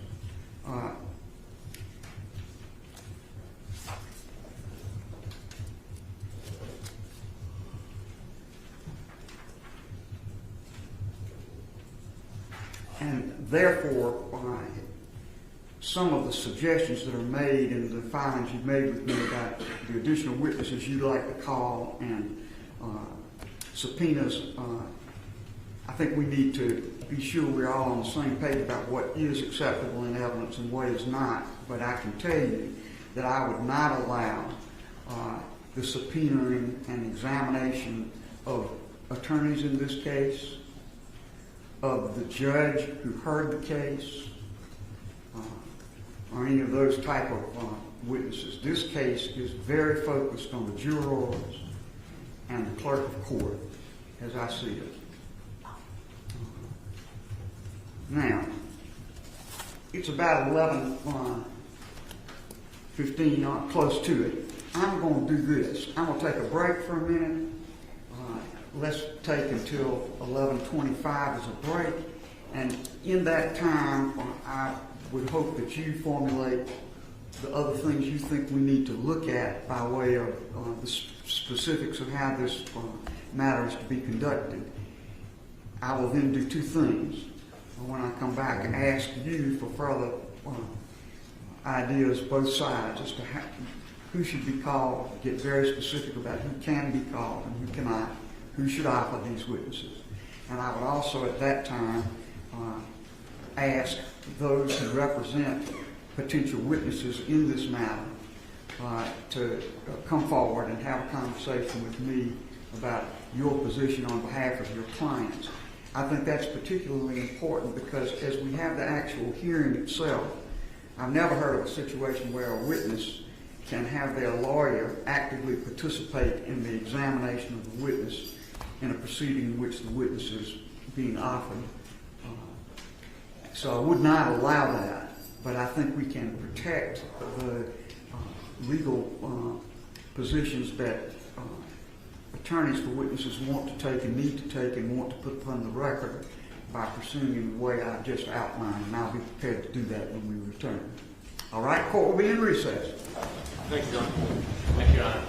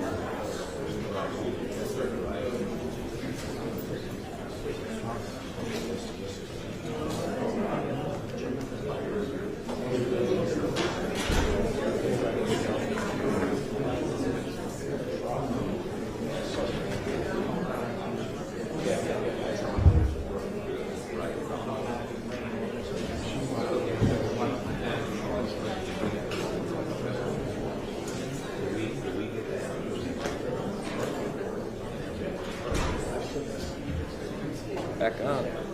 Alrighty, folks. Whew, that was a lot of any thoughts, Dylan? Well, I thought it was really interesting how she kept communicating that she wants to keep it really specific Yes. to this. I agree. She clearly has a very tight and I absolutely appreciate that. And it was interesting how differently all the attorneys behaved in this as to what we've seen them before. Before there was a lot of interruptions. Well, people were stating their cases. I thought that was fascinating. I think the limited testimony is absolutely beneficial to the state. I appreciate that. They are going to limit any testimony of Clerk of Court Becky Hill to things that happened during the trial. None of the stuff that came afterwards is going to be admissible. So yeah, I think I don't know that any of this surprises me, other than whew, Chief Justice Tull has some serious control. I'm very impressed. Yeah, I mean, she's been doing this for a long time, so a guy like Dick Arbuthnot doesn't scare her, or Creighton Waters for that matter. Right. And I think that it's appropriate for her to keep this a narrower inquiry. I see a couple of people in our comments are displeased that she's not going to allow it to be a super broad approach, but you got to keep in mind that law enforcement, as we've reported, is looking into these other aspects, and if it's appropriate, they will have their day in court to talk about those things. Absolutely. And this is not, like she said, wholesale. I think she said wholesale expedition. This really is to determine whether or not there was improper conduct with the jurors and if that conduct affected their verdict. Um, so, I do see a lot of the things that have happened since the trial with Clerk of Court Becky Hill, um, regarding her character. I can see why they want that stuff in, but really what matters is what happened during the trial. So yeah, I definitely think I don't know that any of this surprised me. Everybody I talked to who knows the legal system and knows Chief Justice Toll said that she is going to base her decisions on case law. And it's interesting that she completely, she's like, we're not going by Remmer, which is a case from 1954 in which most attorneys use as case law and jury tampering, but they're going to go by State versus Green, which is a whole different case. That case did refer back to Remmer, in establishing its decision. But I do have I posted those cases in the chat and also in the live feed. So if anybody's interested in reading the case law, they are available. But yeah, I definitely think um, I don't know. I don't know But that. it's interesting because that case isn't it's not a direct port over to what's happening here. So Mhm. you can read that case word for word and still not have a great idea how this is going to go down if the allegations are true. Right, exactly. So There's a lot in her hands. right, she's got, but I do think she is a very capable jurist in making these decisions and making decisions. I mean, no matter what decision she makes, they're going to appeal that decision. I mean, this isn't either way. This isn't going to be over. We're going to be in appeals court forever on stuff. So after she called for a 10-minute break to let the attorneys kind of regroup and determine witness, who they're calling so they can set like specific ground rules about questioning. She also mentioned any witnesses that have attorneys present will be called to the bench to discuss what was the exact wordings. I have it typed. Hang on, let me look. To discuss their testimony. She also noted she's never heard of a situation where a witness has their own lawyer actively participate in their examination during a proceeding. And yeah, just like everything else, nothing in this case is normal. Nothing. So, we know Joe McCulloch represents two of the potential witnesses. I believe it's juror 785, the egg lady juror, and also I believe juror 630. So and also I believe Eric Bland represents some jurors. I don't know if any of the jurors that he represents are jurors that potentially will be questioned. But Joe and Eric are both there today, so I would expect she'll be speaking with them about the testimony of their clients. But I think she raises a good point. I mean, when do you see witnesses on the witness stand being coached by their attorney? It's very bizarre. And why should this be any different? It's absolutely, none of these people are on trial. They are just asking to give very limited testimony about their experience as a juror and any contact that the clerk of court may or may not have had with them. So yeah, I think it's very interesting. It's just, like everything in this case, nothing can just be simple. And who complicates it? The attorneys, of course. I mean, the So yeah, legal process is necessarily convoluted. agree. I've never covered any legal proceeding that is not, requires you to be on your A game to keep up with. There's a reason attorneys make a lot of money. Yeah.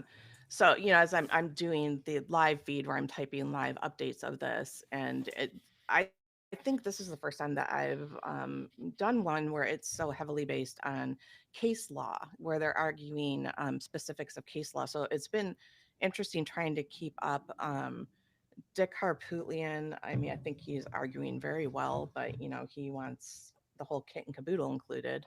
Creighton Waters appears to me, this is only my opinion, a wee bit nervous. He's talking very quickly. So yeah, definitely. I mean, Creighton. It's hard to catch everything that he's saying, but we will definitely be doing a deep dive into everything that was said after, with hopefully some insight from actual attorneys, because I am not one, nor do I ever want to be. Yeah, I will. Marlon asked if I can provide the link to the case files again. I will do that as soon as we get done going live. Definitely there is, it's interesting to see how this will happen. I also don't think, I mean, I keep going back to the fact that this, all of the cases that are cited, involve other court staff. It's not necessarily the elected clerk of court involved in the proceedings.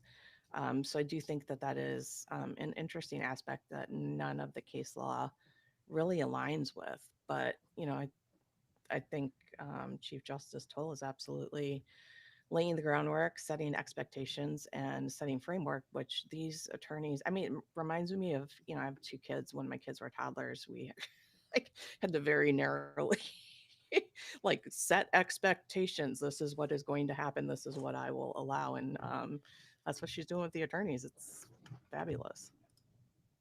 And I think she's doing, indicating that she's going to do a good job with this through everything that I've heard thus far. But it's really important to me as a South Carolinian that this process does not um, bastardize our jury system and make people feel like unsafe serving on a jury.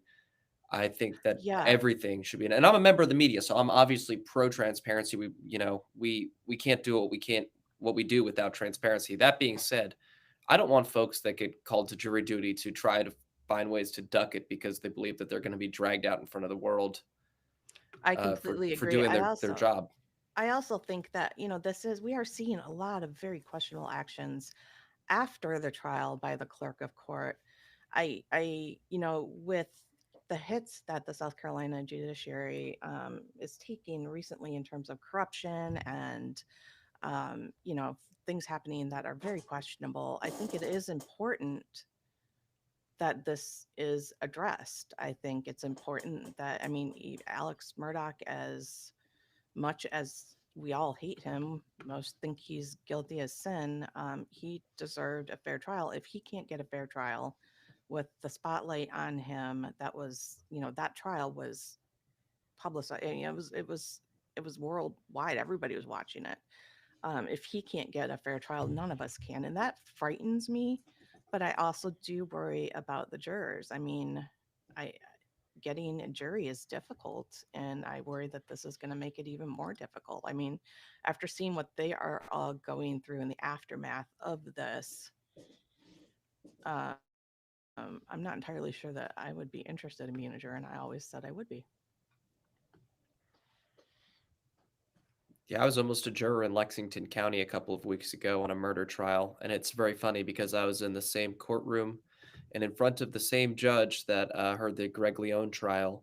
So actually, they ask all the prospective jurors, "Do you have any relation to any of the litigators?"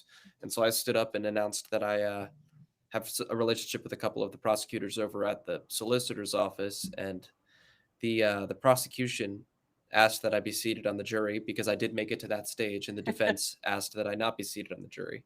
And I can tell you from the bottom of my heart that I would have gave that man who eventually ended up being convicted of murder later that week a fair trial, but I can completely understand why his defense attorney, who I believe is David Malden, didn't want me on that jury.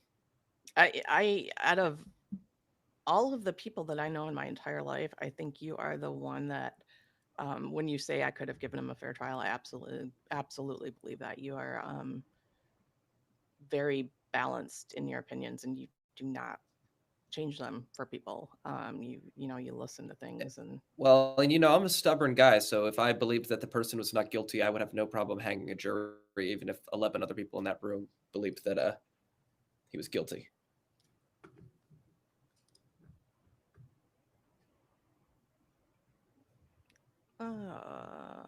the Idaho murders. I don't even know that we could jump into. Somebody asked if we can cover the Idaho murders too. that is the rabbit hole. That is quite the rabbit hole. I am following that. I don't know that we could jump into that case this late in the game. Do they have a FITSNews in Idaho? No, they don't. We just have a FITSNews in South Carolina right now. That's their loss. I know. We do have some. We are planning on covering some very interesting criminal cases coming up, including the quadruple homicide where the daughter and her husband were arrested. I think it was last month. Yeah, the Idaho case is a hot mess, though. Marlon I thought it was says- very interesting. I kind of liked how they handled the media in that case. Sorry, Jennifer, I didn't mean to speak you're over good. you, No, but no. I believe that they put like IP cameras or like remote controlled cameras in the courtroom, and it had like literally no media in the courtroom at all because they were having problems with that. I mean, it's interesting that they're having problems because like I'm really like I follow the rules when I'm in a courtroom. Jay Bender had emailed and said, you know, I see on your the form that we submit to request access to the courtroom that you have, you know, video equipment. You are only allowed to bring a laptop and cell phone, and you cannot use those to record or you know, video record, take pictures. And I said, I will absolutely, we don't plan on it, but I will relay that to Will. I do not want to get removed from a courtroom for my phone going off. No, thank you, sir. Yeah, you know, we got kind of used to Judge Newman, who is very permissive of the media, but that's not the rule all across South Carolina. We can see Valerie Borline standing up there on screen right now as the attorneys gaggle. Of course, we're looking at a right pool next of to John Monk. Yep, state's attorneys. Oh, Will's up there in his patterned suit. Oh, where? Got Nick from WIS with the glasses on. The woman that you can see kind of just barely, she's on the right-hand side of the frame. Her name is Trisha Allen. Her face is just popped back into frame with the short hair there. She's the victim's advocate over at the South Carolina Attorney General's office. And I've actually reached out to their press person trying to get an interview with her because I think that what she does overlaps a lot with our work. But unfortunately, she doesn't speak to the media, as I think there's some, you know, like with the victims that she works with, I guess that it's not appropriate for her to be speaking to the media. But I would love to speak with her because her job is to go to court and go to bat for these people who are having the worst day of their lives, or at least be there for them. So she's a wonderful woman who I happen to know personally that I wish that we could introduce to our audience, but I don't think we're going to get that opportunity. Yeah, it's interesting because I never really thoroughly appreciated the role that victims advocates play in the judicial process. And it is, I mean, these victims need support. They need representation because, you know, there are a lot of, you know, as we saw in the Gerard Price case, there are a lot of, you know, things that can happen, and you do have rights as a victim of a crime. So I mean, the job they do is so paramount. Yeah, you know, in South Carolina, we can say what we will about our legal system, but we do have victims' rights enshrined in our state constitution, and that's a pretty great thing. Now, they're not always followed, and we know a number of attorneys who go to court and argue that they should be followed when they're not. Sarah Ford comes to mind. But at least we have that so that they can go and argue those things, because in some states that just doesn't exist. So, yeah, the evidentiary hearing, Mel asked if it's going to be open to the public. It will be open to the public. At first come, first serve is how Jay Bender has always worked with the courts to, you know, in the past. So I would get there early if you plan on coming. You can't bring your cell phone, computer in. I think I saw a clear bag somewhere, but Will was allowed to bring his briefcase in. I don't know if that's because he's media. I wish I could read lips. Sometimes I'm really weird and I have a very vivid imagination. Sometimes I make up conversations I think that are having to keep myself entertained.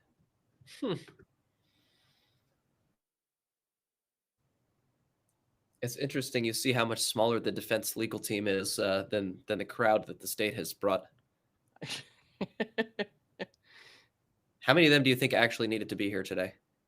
Probably, like, I think Dick, Jim, and Creighton were probably the only necessary parties. I mean, I would say the folks at the prosecutor's table who are actually in the state grand jury probably need to be here. Everybody else, I'm not convinced.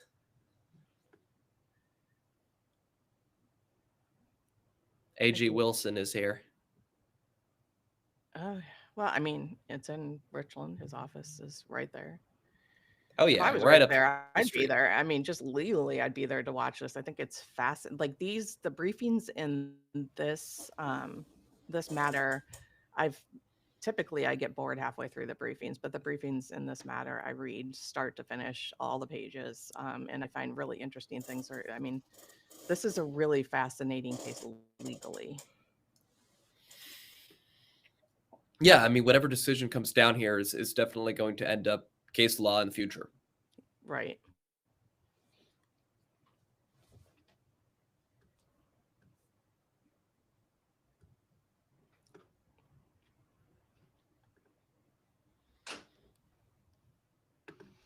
So I live in Louisiana, and we got our winter today. We usually get like 1 or 2 very cold days, and they closed school because it was going to be so cold, and none of the kids have coats, and there was a potential for rain. So my kids are home, and I just heard my youngest like pop his head.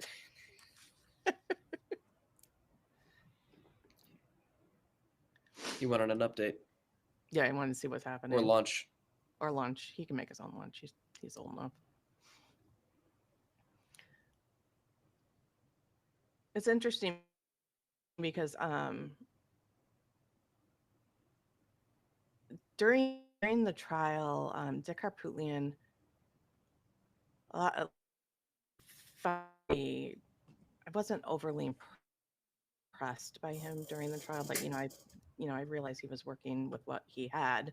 But when he argues legal, like when he argues case law motions and stuff like that, that is where he's on his A game.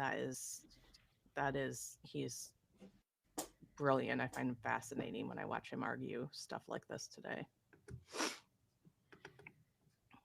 You really do need a senior judge to mediate this, and you need an attorney on the other side who is capable of handling it. We have both of these, but imagine if you had Dick Harpootlian walking into a room where the judge is somebody who's not been on the bench for very long, and the prosecutor is somebody who graduated law school a couple of months ago. I mean, they would just get the floor wiped with them. Yeah. It's interesting watching Chief Justice Toll as opposed to Judge Newman, because I have a lot of respect for Judge Newman, but he is, looking at the difference in how they preside over their courtrooms.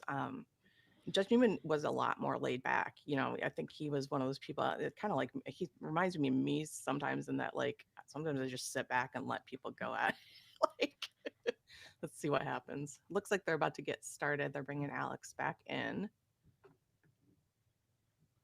I'm assuming they'll take his leash and shackles off again. I thought that was interesting that she asked them to do that. So, Jennifer, have you gotten your delicate sufficiency of female empowerment here? I think that Justice Toll has lived up to the hype for the ladies. Yeah, I think she's been fast. Like I was actually very excited to watch her today.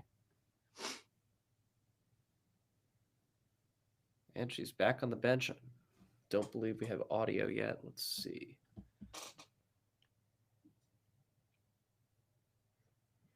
This is the part that makes me very nervous. Oh, Same. we're back. Alrighty. All right. See you after. Before we proceed further, a few other things that you've asked about that I want to clarify before we then go forward with a more specific look at how witnesses will be questioned.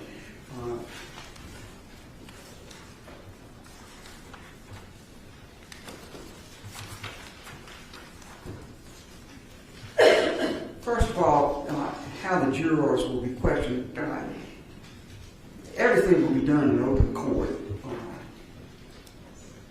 The jurors will be referred to by number. The court TV cameras, which are the ones used to film these proceedings, will not be allowed to focus on the image of the jurors as witnesses.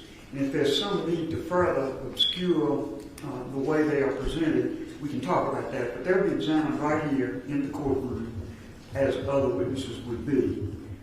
And I'll kind of look to a little bit of exchange we'll have with attorneys for the jurors to see what we can work out about exactly how the jurors are presented. But everything will be on the record here in open court with measures taken to ensure the privacy of the jurors.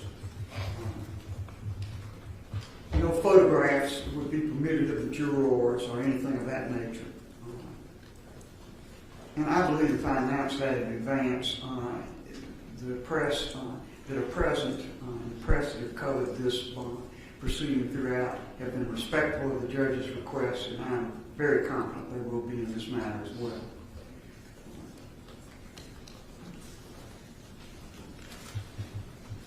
With respect to the alternate jurors,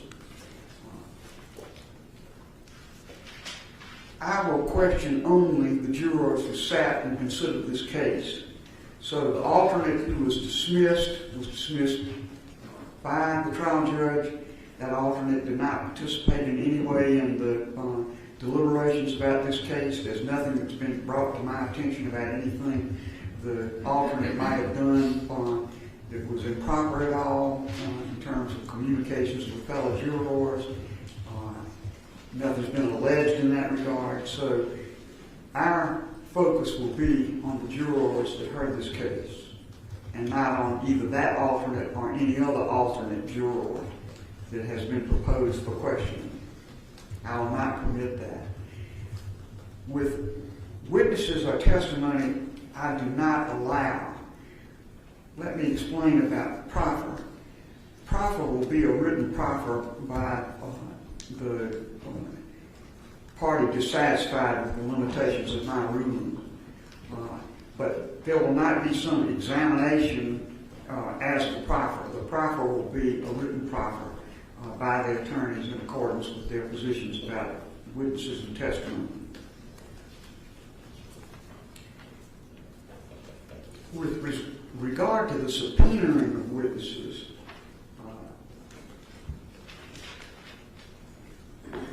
the parties should subpoena these witnesses, and when it comes to the jurors, I would urge that the parties, the state and defendant, jointly deal with the issue of subpoena of these witnesses. I do not think it is the court's place to subpoena witnesses or order witnesses' appearances. This case is driven by the parties and their positions. The initial position of defense was that only certain jurors should be called. The state said no jurors should be called, but if you do, all should be called. All who sat on the case should be called. If the parties can't agree on how that subpoena should be accomplished, then I'm sure they'll let me know, and I'll try to take some measures in that regard. The concept I would have is that the jurors would report to a place that I will specify, and that when they report, they would be taken to a room with appropriate supervision by court personnel, and then called individually to recite their testimony. And then when their testimony was complete, they would simply take their place in the jury box until all were questioned. And then if there were any questions further by me that would be collectively made to the jury, I could do that. And if there are any further questions that were submitted to me by the parties that I chose to question, I would do that. And then when all of that was complete, the jurors would be allowed to be dismissed. So that is how I would handle the witness portion of this, and of course I know I'm going to get some commentary from each side about that, and that's why I talk about this in advance. The other witness that surely needs to be called because of the allegations made is the clerk of court. The state has submitted a preliminary affidavit by the clerk of court, and the defense has many areas that they want to explore for the court. Again, I would like for the parties to develop some joint way of subpoenaing the clerk of court. And if I need to be a part of that, then I'm sure the parties will let me know. But I say this for the benefit, particularly of the attorney for the clerk of court, to know that I would expect that the clerk of court will be called as a witness in these proceedings, 29, 30, and 31 if necessary.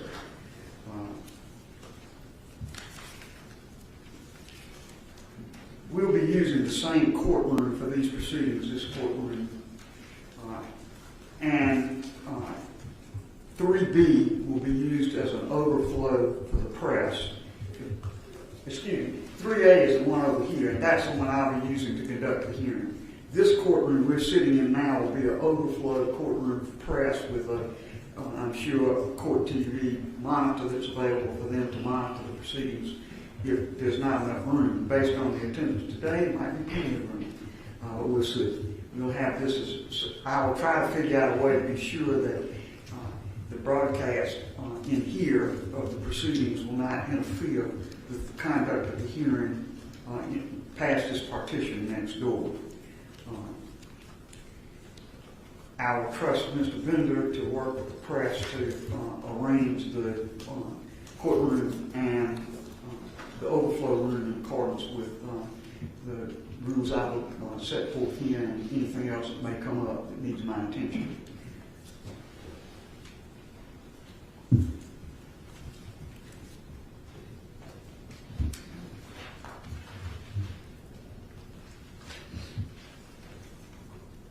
I think that covers it at the present time. So the first thing I'd like to do is to get some clarity from the attorneys as to what furthermore, for the parties, as to what furthermore needs to be discussed. And then after that, we'll explore with the attorneys for the jurors and the attorney for Clark Hill any other issues that still need to be developed.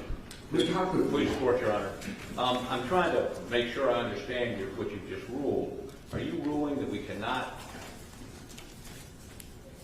call the alternate juror or the so-called egg lady to corroborate what was said to the sitting jurors since they were all told this at the same time? I'm not sure I understand your question, but I'm telling you that I want these jurors, these alternates would be called apparently to testify as to what the clerk said. Yes. At the present time, I see no necessity for them to be called to say what the clerk said because we're talking about what the clerk said to the remaining jurors, those who actually sat on the case. The corroboration is something I don't think I need at this time. I think I'm perfectly capable of evaluating what the jurors tell me, and I'll do that. I think I'm also perfectly capable of evaluating the credibility of Ms. Hill and the jurors for that matter. Well, Your Honor, for us to, and then you said you wouldn't allow a proffer of that except in writing. Now, yes, I'm not going to have a courtroom proffer of any kind. If you want to proffer what would be offered by means of affidavits, copies of emails, anything else you want to, that's fine. But I am not going to have a courtroom proffer, no. I think the only reason for the proffer would be to preserve your right to appeal. I believe your right to appeal, my rulings will be perfectly preserved, frankly, even if you didn't have a proffer, but even more so if you supply an in-writing proffer.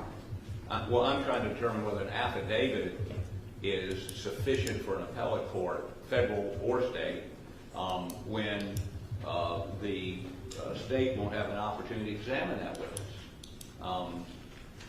but, I mean, they've given, I mean, we can get more detailed affidavits.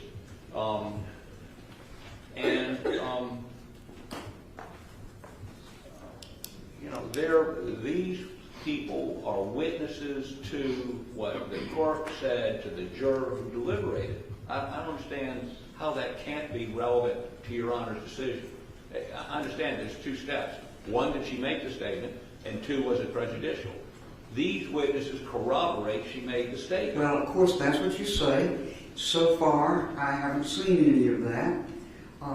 If that's what you say and you offer it to me in some form that I can evaluate it, I may revisit that decision. At the present time, but at the present time, I see nothing that prompts me to think I need to have people who did not sit on the case talk about what they think the clerk said to other people when I got to direct people to who had said that I will question. Well, Your Honor, we did submit an affidavit, but I have no problem going back. You submitted one alternate affidavit, right, and one affidavit of a dismissed alternate. I'm aware of that. Right. So.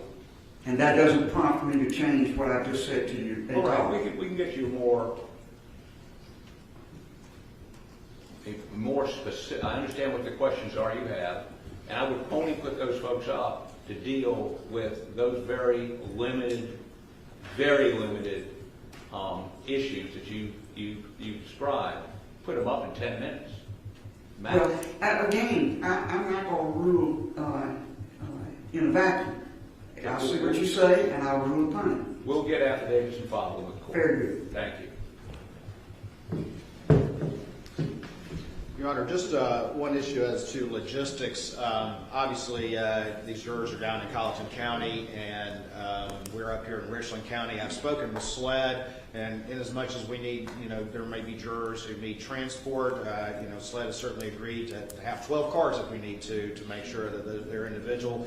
They can then come in through the garage, and obviously they'll be brought up to a jury room. I think Your Honor indicated they can be in a jury room with a bailiff in there to make sure that no one's talking about their testimony and that sort of thing, but also so that they don't have to come in through the public entrance and that sort of thing. So that would be. I think that would be a good solution, and of course, to satisfy the concerns that the defense may have, you could either have a member of the defense team or one of their employees ride with them, or if you could agree upon a sworn statement by the agent or person that does drive them that they A, will not say anything, and B, did not say anything, then that may clear the problem too. I think you all can work that out. But I do think having proper transport would, first of all, be a comfort to the witnesses themselves, the jurors themselves. But if they can arrange something otherwise, of course, they'd be free to do that. But to the extent it's a burden on them, yes, I think that's a good idea. And in all events, I would want arrangements to be made to have the jurors come to the parking garage in this building and be escorted up in a private way into their assembly room. And yeah, absolutely, Your Honor, and we will, and I'm sure SLED, I've already spoken with them about that, have uninvolved agents who will be under strict instructions not to discuss the case, and happy to have them sign affidavits or whatever to that Very effect. good. All right, anything further before I go to the lawyers for the jurors? All right. Your Honor, only one other point, and that is you asked us to give you exhibits that we would use. Yes, sir. Having not asked or had the opportunity to ask Ms. Hill a single question, I can't tell you, in terms of, there's not thousands of emails we've used, probably 5. I'm just going on some of the descriptions that were in the filings y'all have made to me. Well, we've received thousands of emails from Colleton County based on a subpoena we issued. We've received hundreds of pages from the AG's office and from SLED. It'll make it a lot simpler if it's a small number and a discrete number by submitting them to me. Again, I told you I would evaluate that when I did it. Of course, I don't think you can evaluate them until she testifies. You don't I think you're going to have to trust that I am going to do some evaluating before she testifies. Okay, and Your Honor, you know, she's given an affidavit denying making any of these statements. She has. So these alternate jurors that have been dismissed, would you allow us to call them to impeach her if that's what she testifies to? At the present time, the answer to that is no, as I have indicated. But again, I'm not going to rule in the vacuum. I would hope that what you all will do is send me a pretty specific idea of what you want and how you want me to permit it. So I'm not going to rule on something I haven't seen yet, which is your proposal as to exactly how these witnesses and alternates to be used.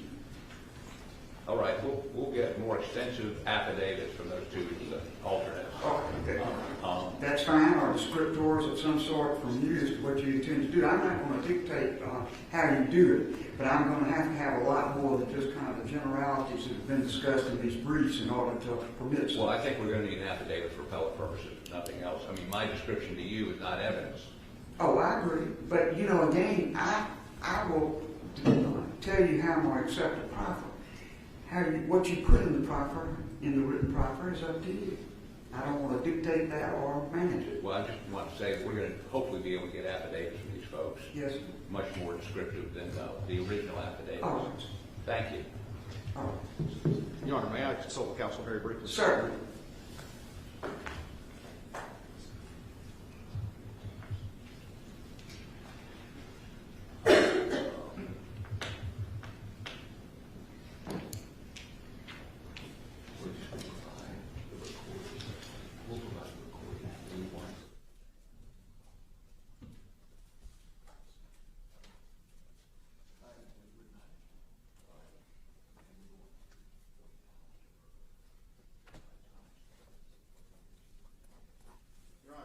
One of the things that was discussed earlier was the independent SLED investigation that was done. There were recordings of some of these interviews and MOIs prepared that were just meant to be summaries. I know Your Honor mentioned earlier that you would be open to receiving those. Sure, I'd be glad to review any of that. Discussed that with counsel, and I believe they said, well, we want to send the ones we want to send. I think if Your Honor's amenable to that, we would just add Your Honor to the discovery upload that was provided to the defense so that information is available to the court for whatever purposes the court deems necessary. Can I ask this? Yes, ma'am. First, would that discovery upload include your interviews, the tape of the interviews, as well as your summary of them? Yes, ma'am. All right. I will ask you to let my clerk, Eva Diaz, talk with you afterwards about how to send me something of that volume. Sure. Our court IT has a lot of barriers in our system to us receiving even conventional websites and web tools for examining in volume documents. And so I will want her to interact with you all about exactly how I am to receive that material. But yes, I would be happy to receive it. And we would be happy to get a couple of flash drives and provide it that way, if that makes sense. That might be the better way to do it, Yes, because, again, I can very easily examine a flash drive, even though it takes a long time, and typically you are kind enough to provide an index at the front of the flash drive as to where the various materials are located. That might be better than using one of these web document sources, since so many of them are excluded from our system. All right. Well, we'll prepare one and have a copy for you, Your Honor, and then for Ms. Diaz, the clerk, as well. Thank you. All right. Now, on my list, I have in the courtroom at this time Mr. Bland, who represents certain of the jurors, Mr. McCullough, who represents certain of the jurors, and Mr. Lewis, who represents Ms. Hill. Are there others in the courtroom who represent jurors or Ms. Hill? But Your Honor, Ronnie Richter on Merit Claims partner. Went a little fast for me. Ronnie Richter, Oh. Mr. Bland's partner. Right. Any others? All right. Well, then we'll begin with you, Mr. Bland, if you and Mr. Richter would come forward.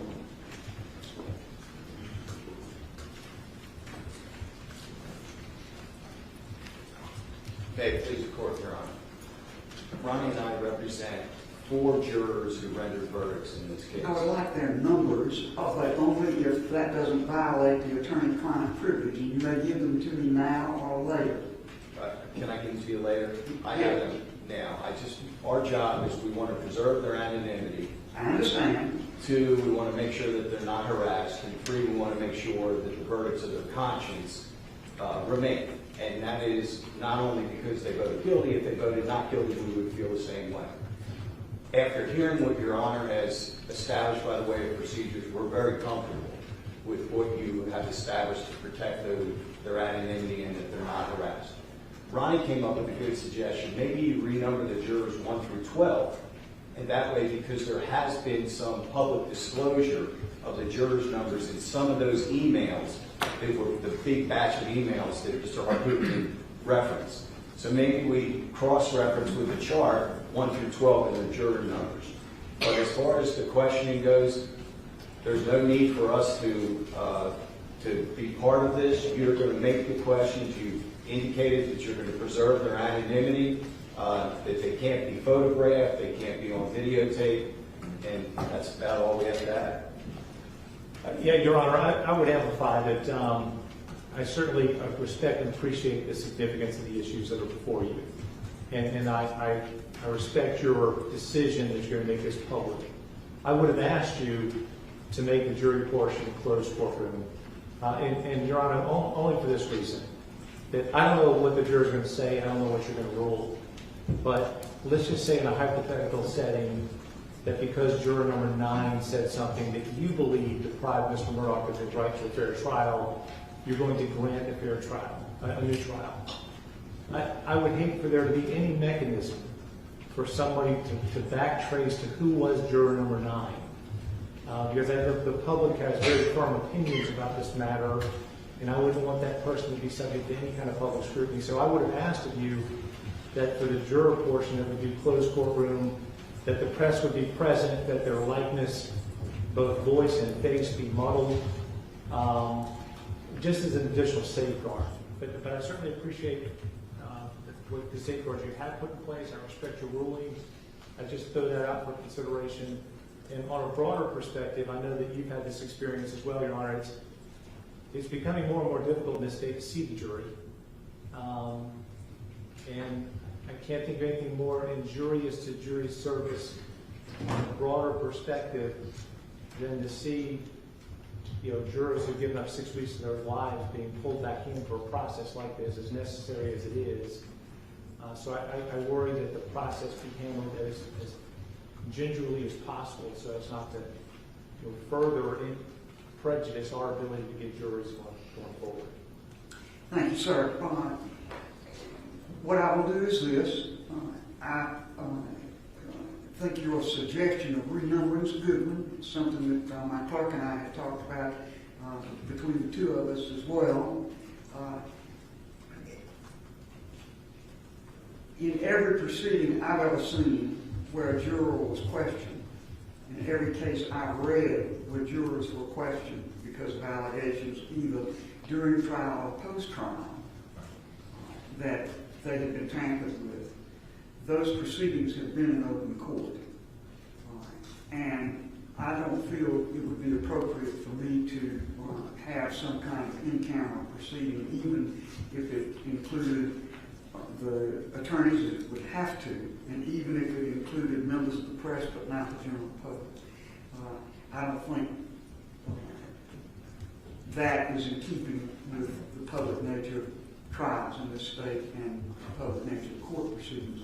However, I think we could make some protective arrangements for when they testify and their ability to be dismissed after they've testified that would protect them from being set upon to the best extent possible. So that is the way I will handle it, and I hope all things on balance that is as protected as you think it needs to be.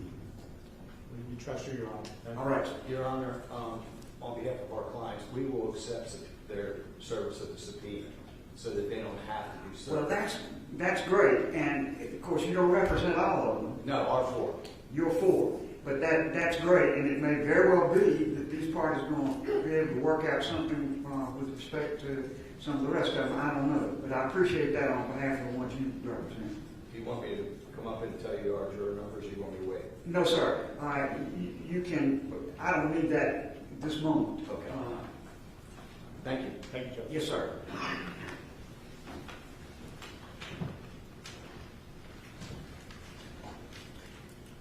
Mr. McCullough?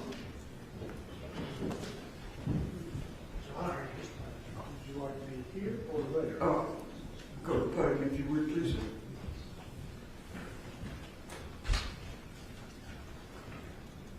Your Honor, I believe by some of your rulings today, they've satisfied several of the things I was going to mention. One, Your Honor, was, of course... How many jurors do you represent? I'm sorry, Your Honor. I represent number 785 and 630. One is was a deliberating juror, I suppose we could call her, and the other was the removed juror. Right. Now, with respect to the replaced juror, I think my ruling about the end of any testimony from that juror satisfies any requirements you've made. I believe that I will not hear testimony from that juror, alternate juror at the present time. Now, Mr. Harpootlian is going to submit additional information. As regards your client, I ask you to submit that information to you as well, and then I'll see if there's any revision of the position I take about that. You also represent one sitting juror, so you may continue. Your Honor, the other juror was not an alternate. She was an actual seated juror. That's right. The sitting juror. Who was removed at the end of the trial. Oh. Prior to deliberations. Whoops. I need Mr. McCullough to speak up, please. You need to speak up some, Mr. McCullough. I don't get that much, Your Honor. Yes, sir. Your Honor, if you'll indulge me just a moment, I think much of what you've said today bears on a quote that I'm taking from the response of the state, which was filed and is part of your record, and my letter of November 10th responding to that filing is also part of your record. But the state said that jury duty is this cornerstone of civic duty. Needless exposure of jurors to litigative stress and impeachment by zealous attorneys in a case especially of this public exposure can only serve to discourage citizens from willingly participating in this civic duty. Your Honor, I'm delighted with your ruling that you'll be asking questions. I've been subject to your interrogative skills in my appearances before the Supreme Court. So I'm pleased with that, and I checked that off the list. I would like, Your Honor, for you to take judicial notice that there have been excessive public comments by, and I have to say, Your Honor, in my letter of November 10th, I took Mr. Waters, who signed the letter, to task for labeling one of my clients, one of these jurors, as dishonest. I wasn't pleased with that. I think that discourages civic participation. I would ask the court to admonish the litigants, the attorneys. Mr. McCullough, let me stop you there. I am not aware of any of what you're talking about in terms of comments about the jurors or otherwise.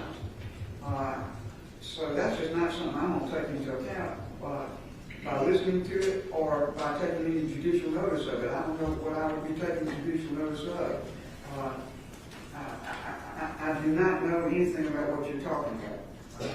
Well, Your Honor, both my letter and the response of the state are part of the record, which you obviously have not gotten to, but I would assume yet. My only request is I would admonish lawyers, officers of the court in this courtroom and outside of this courtroom who represent people to be cautioned that this is a search for the truth, not an effort to protect the verdict, nor an effort to discourage people from participation. A negative commentary does that, or runs the risk of doing that. That's all I'm saying.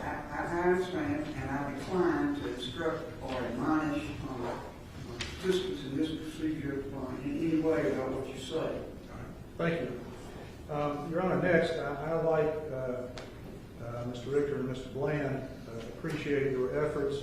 I suspect that we will decline a ride to the courthouse, but I would ask the court to consider allowing the jurors who choose not to ride with SLED agents to be permitted an entry and exit from the courthouse that would involve or relieve them of the necessity of coming through the front door.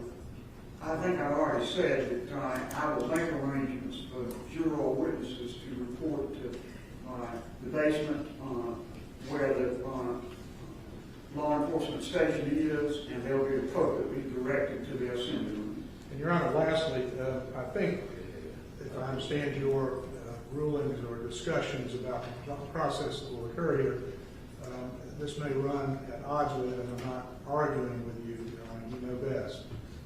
I am of the belief that this litigative stress that I earlier referenced could be avoided, and the public and the media not denied their opportunity to gain access and knowledge of the proceedings by not exposing these jurors to a crowded gallery, a full gallery of press, by allowing its recording through, I understand, Court TV will be the pool camera.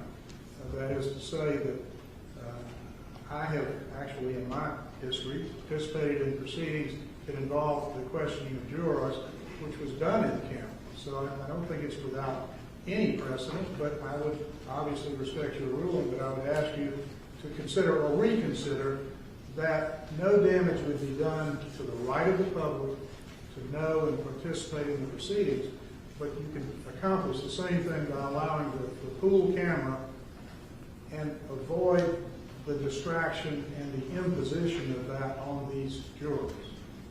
And I hear what you're saying, and I'm not inclined to change the ruling I've made at the present time, but I'll keep an open mind about it as we make pre-trial preparations for the hearing. At the present time, the jurors will be examined in the courtroom, as I have indicated, with appropriate identity protection. thank you, Your Honor. And subject to your rulings, I will have both of my clients available for these parties as they might be needed, subject to your subsequent rulings. Thank you. Thank you. Your Honor, do you expect all jurors to be present for all 3 days? So, let me make it very clear that I expect the jurors will be the first witnesses to be called in these proceedings. And the jurors will testify, and then they would be dismissed. They would not be required to stay for the rest of the proceedings at all. So that is very much part of my thought about what it takes to protect their identities.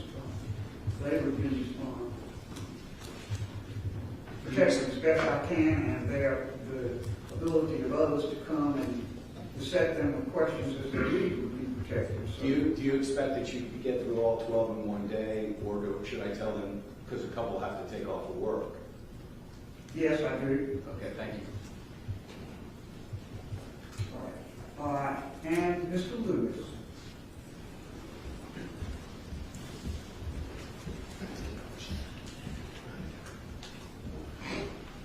Your Honor, I'll be brief. In light of your rulings, I don't think you need much from me. The only thing that I'll add is I'll have Ms. Hill available for here as the parties need them, and happy to accept service to alleviate one issue for this court.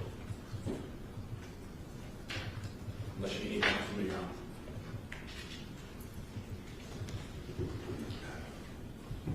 All right.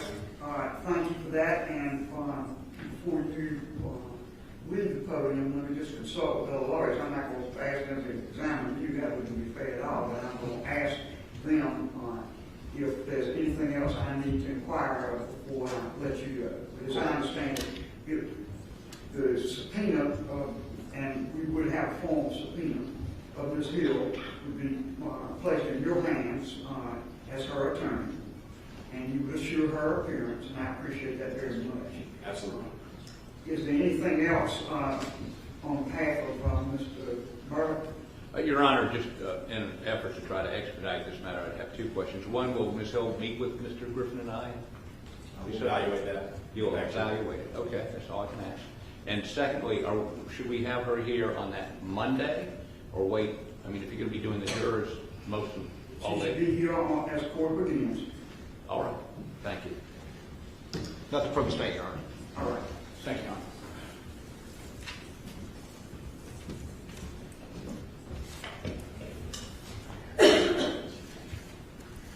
I'll go over my checklist one more time, but I think I've covered everything I want to cover. I'll come to each of you in a moment.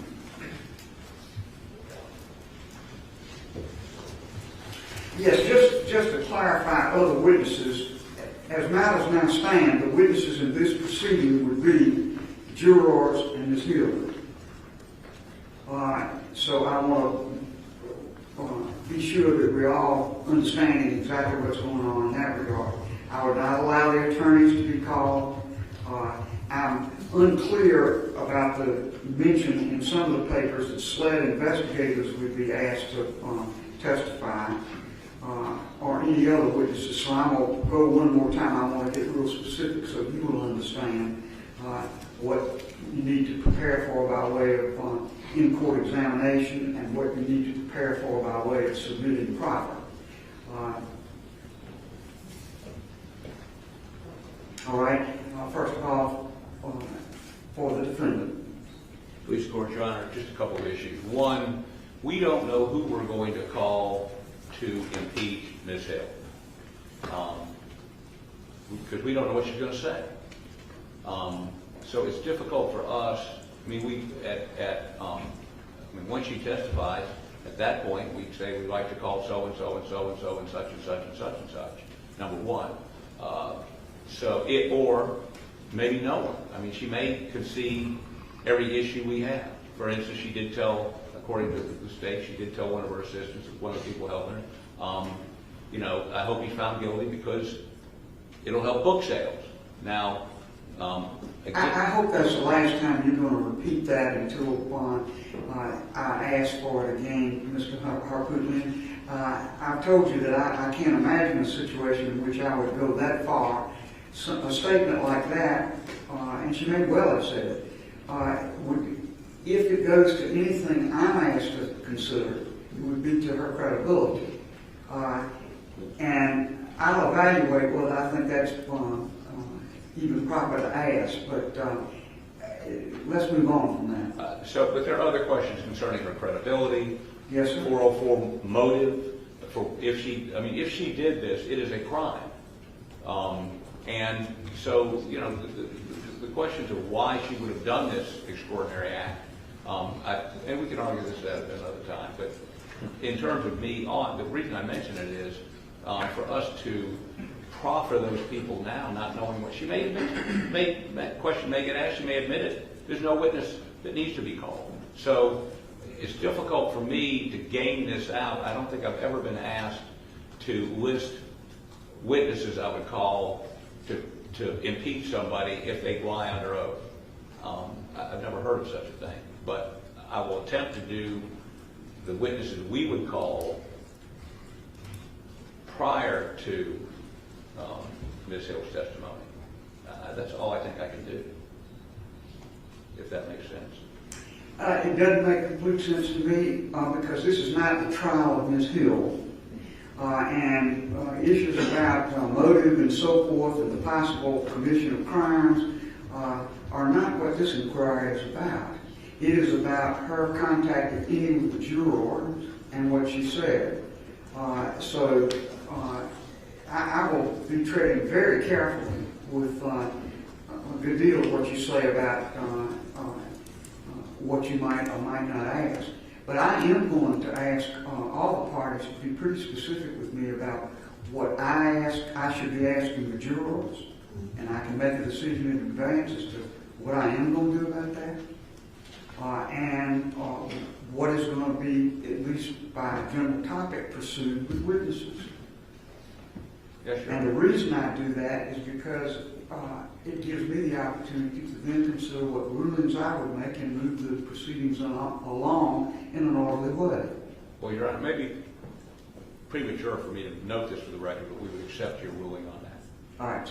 Okay. Secondly, Mr.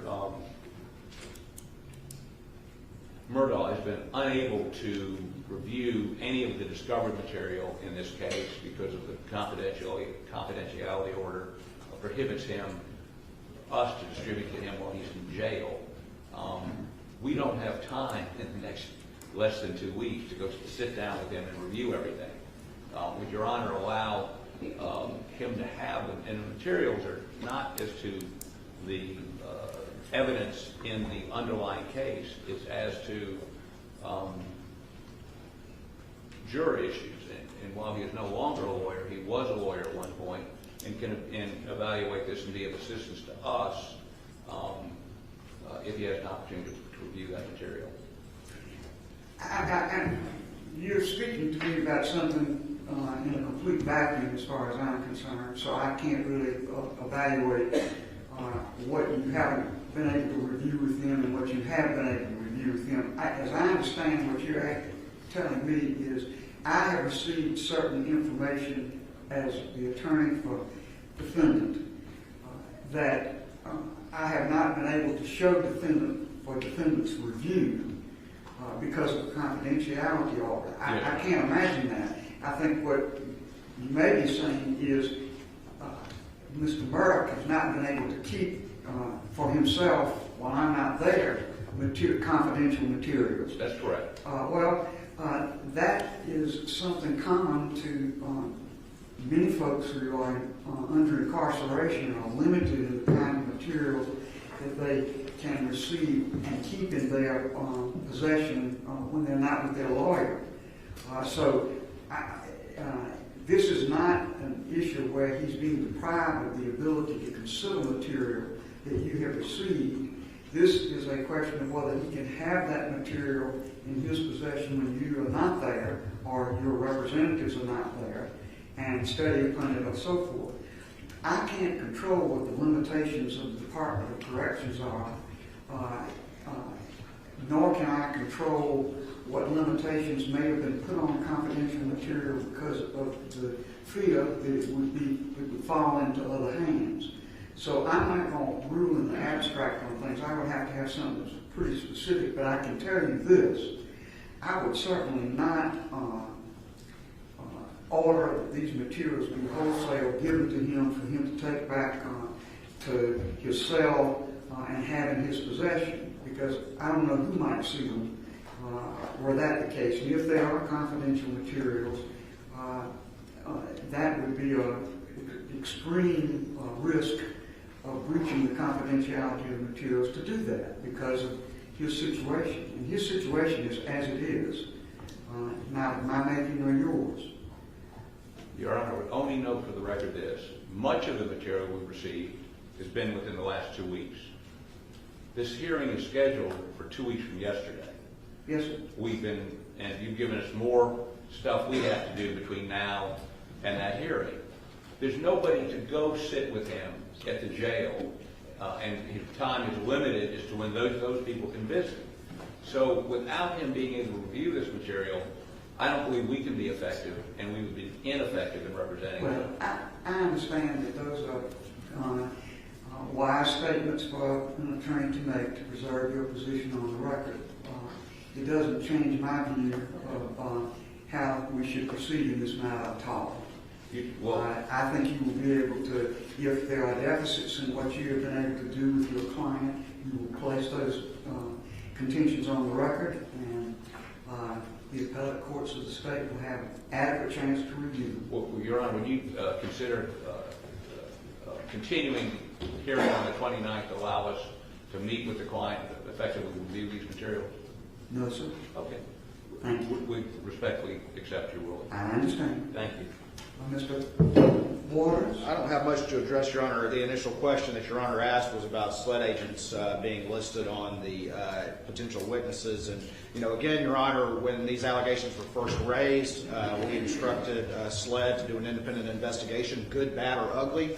And only because of the results of that investigation, or is the reason why we're standing here and litigating these issues before Your Honor.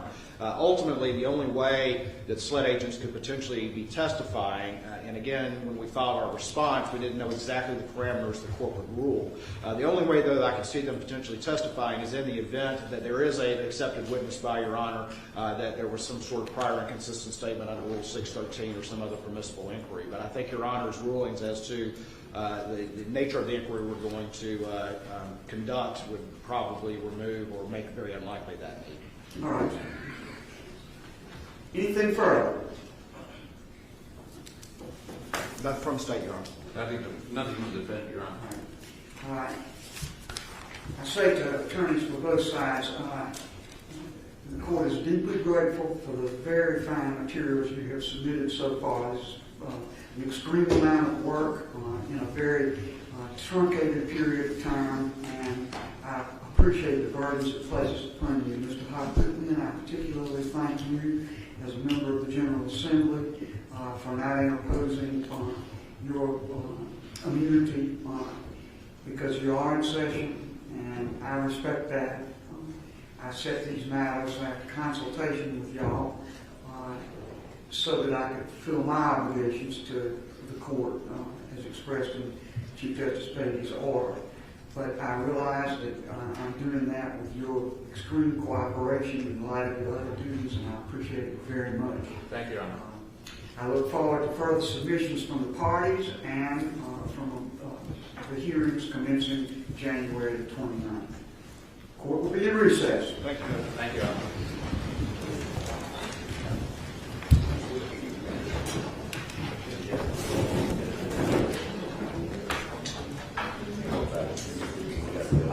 Parties, what's going on? I asked Ms. Harris before these matters commenced to please expedite, even if it's in a rough form and not in a perfect form, the court would like to produce their transcript. I asked her to produce a rough copy of the transcript just as soon as she possibly could for both sides. I hope you all will consider, without me having to order, sharing the expense of this production, this early production of the rough copy of this matter. She will be in touch with you, and you may be in touch with her with regard to the rough transcript of these proceedings. We'll be in recess. Thank you, Your Honor.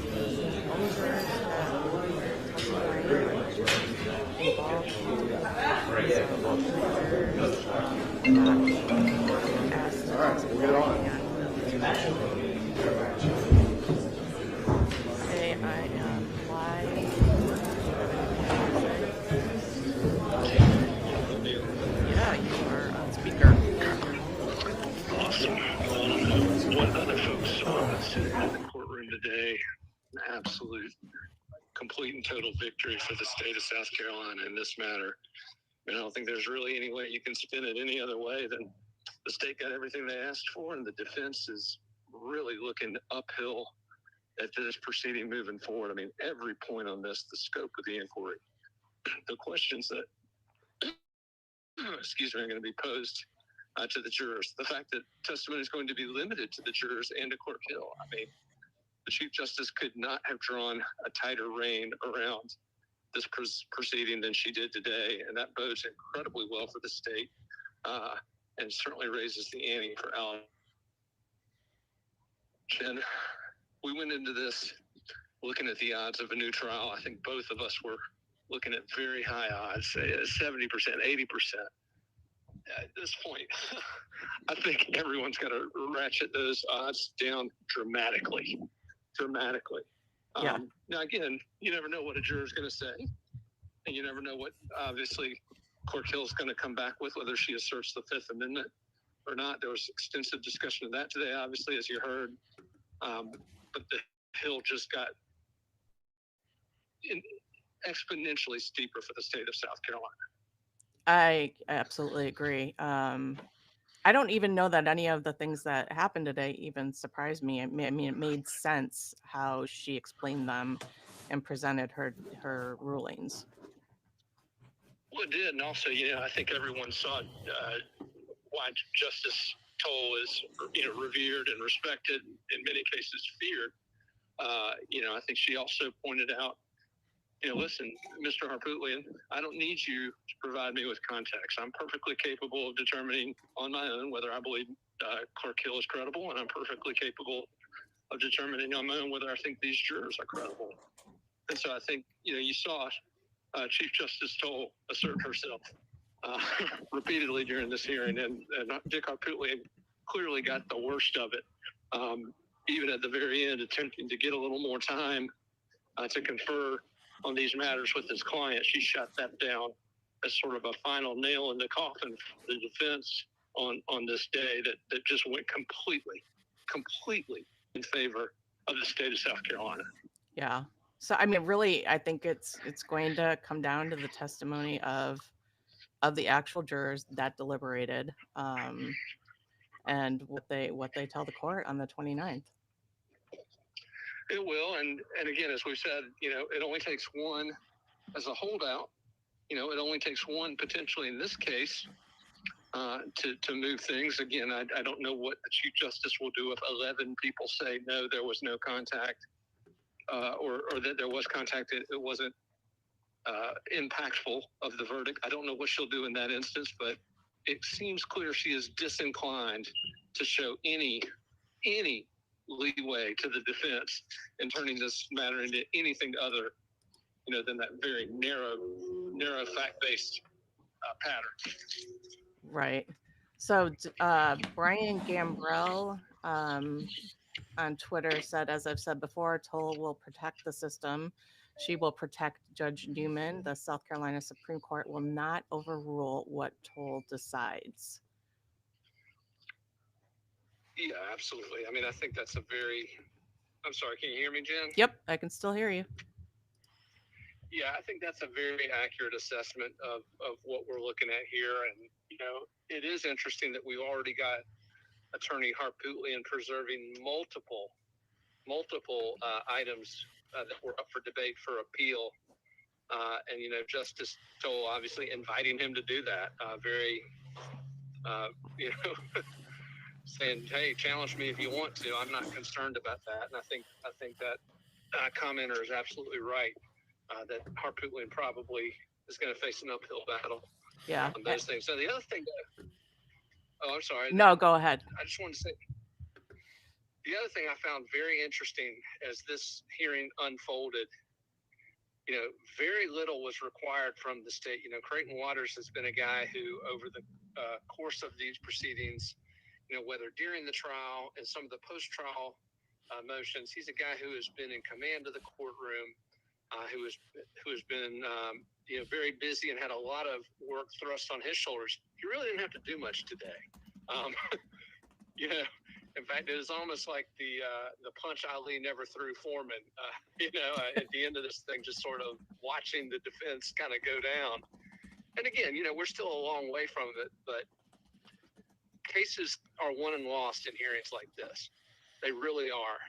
And I think the parameters that have been put in place by the Chief Justice could be potentially devastating to Alec Murdaugh's bid for a new trial, which again, coming into this thing, people talking about it as though it's a certainty, including us. Yeah. Oh yeah. My odds were really high. They are much lower now. And I'm okay with that because I mean, I felt like Chief Justice Toll, when she was making these rulings, they made sense. I was like, yeah, that makes like, we do not need to hear from alternate jurors because they were not deliberating. We do not need to hear corroborating witnesses because the witnesses are going to be testifying themselves. And that's going to be the real challenge as the defense produces. We heard a lot of talk about it during the hearing. The defense is going to produce what the lead attorney Harpootlian described as more detailed affidavits from some of these jurors and some of these non-deliberating jurors and perhaps even from the egg juror. But it's going to be very critical what's in those documents because a lot is now riding on those because the Chief Justice has made it clear you're going to have to climb a mountain if you want to get anything into this proceeding that isn't a juror talking about the deliberation or rather the verdict or Clerk Hill refuting that. And then the other wild card, in addition to those defense affidavits that we've got to talk about, is what is Becky Hill going to do?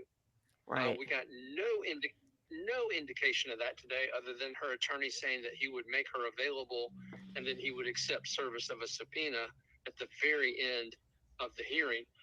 But we still don't know at this point what path she will choose. And it may be that based on this very limited scope, that she didn't have to say anything other than specifically referencing the allegations or referencing what the jurors say in response to questioning from Justice Toll. Right. Right. Yeah, I did. I think, you know, and it should be, they should have to climb a mountain. I mean, I think that he deserves a fair trial, but in the end, you know, the jurors delivered a verdict. And if we're going to, you know, get a new trial, it should be a mountain that you have to climb to get that trial. That's true. I do think the one good point that the defense made that I think there'll be some wiggle room for them certainly on an appeal. And that was the other interesting thing about this hearing is Justice Toll and Dick Harpootlian in their exchanges, it almost sounded like Harpootlian knows where this is going and that they're already looking forward to an appeal of these issues. But anyway, one of the key issues that I think will be at issue then is whether or not those alternate jurors or the dismissed juror had statements or engagements or, as Harpootlian used the term, infected the deliberations. And so I think, you know, Justice Toll said, I only want to hear from those who deliberated, and I don't need you to tell me anything about them, and I don't need anyone else to tell me about them because I'm going to ask them. But I think his point is, well, Your Honor, we've got these others who were, one of whom sat with them for 6 weeks up until the morning of the verdict, in fact. And I think the argument there is, was there any contact from them in addition to the clerk of court that could have swayed them and could have pushed them? And so, you know, it's going to be very interesting how those witnesses are handled. Right. I did like how she said, you know, at this point, based on what I have, you know, I'm ruling this on these witnesses, but you know, you're welcome to submit additional briefings, which I anticipate Dick Harpootlian and Jim Griffin will do because we all know they love doing that. They absolutely will. And she did say she would keep an open mind on those expanded affidavits. But Jen, being in that courtroom, listening to those exchanges, watching her stare Dick Harpootlian down on several occasions, you know, this is the justice Harpootlian recommended for this. You know, this was almost not his hand-picked choice, but as close as you can get to it.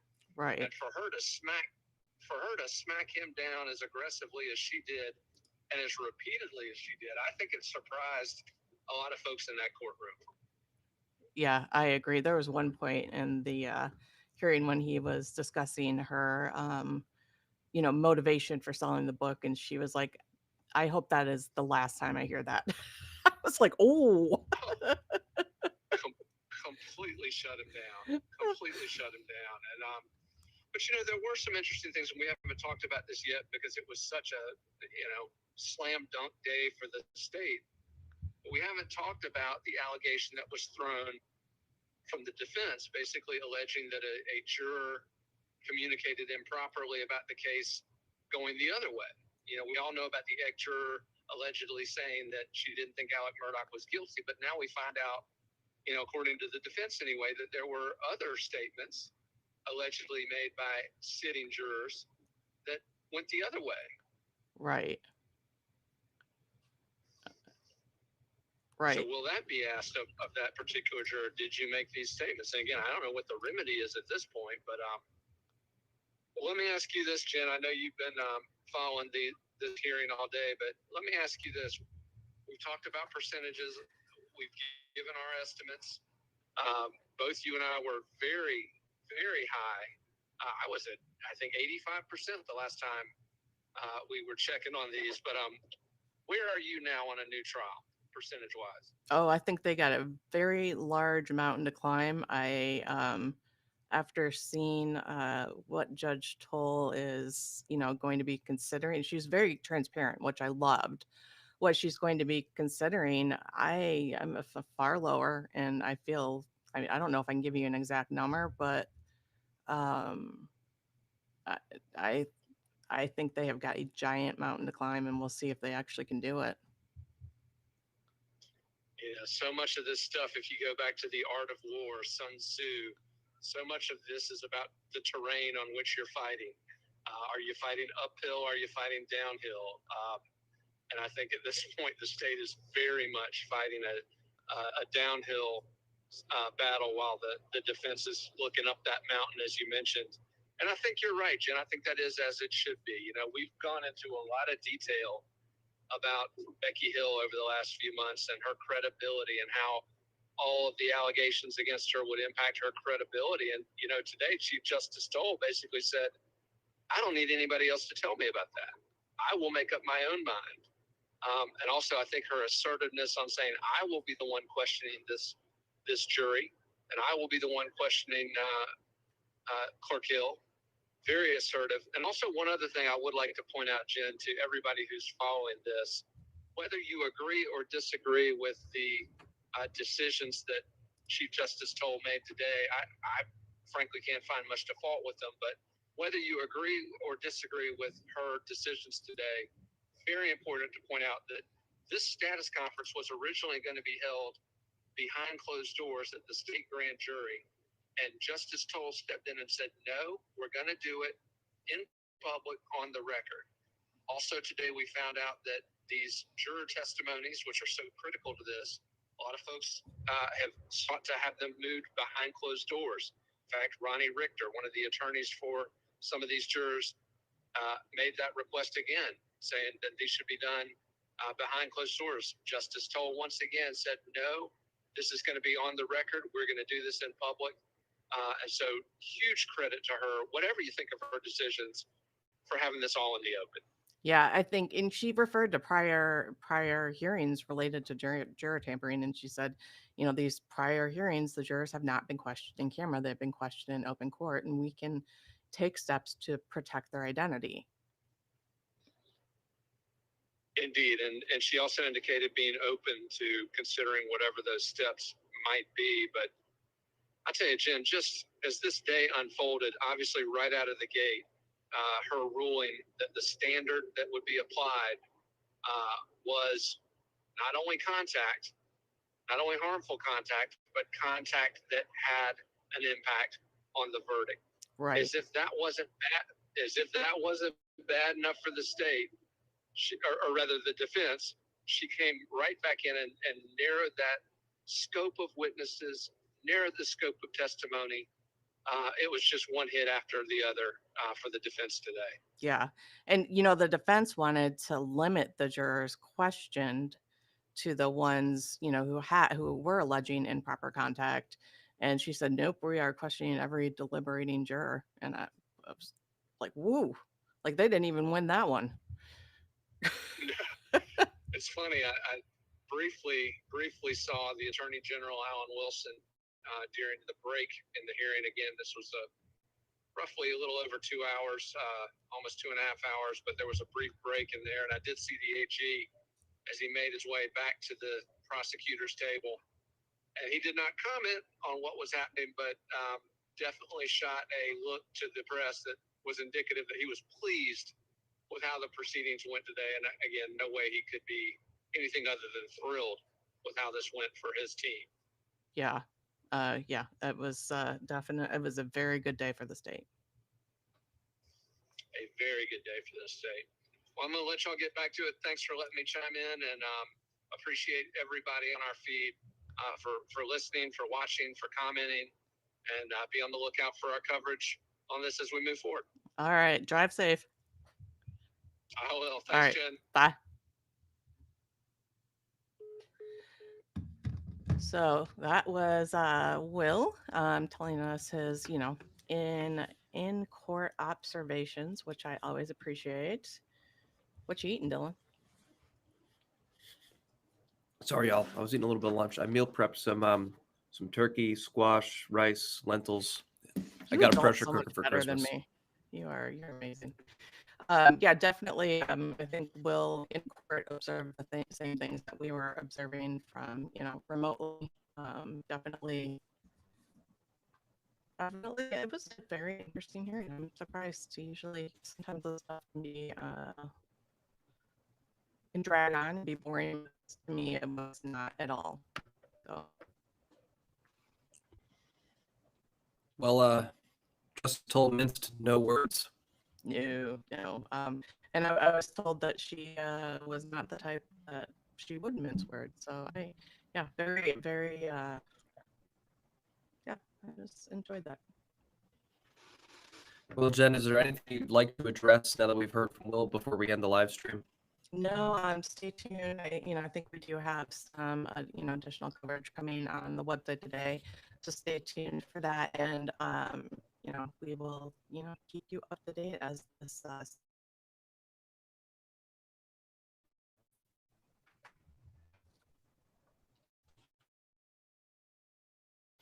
thanks for joining. And if you haven't subscribed to FITSNews, our website, or to our YouTube channel, make sure you give us hit that subscribe button. Much, everybody. Have a great rest of your day.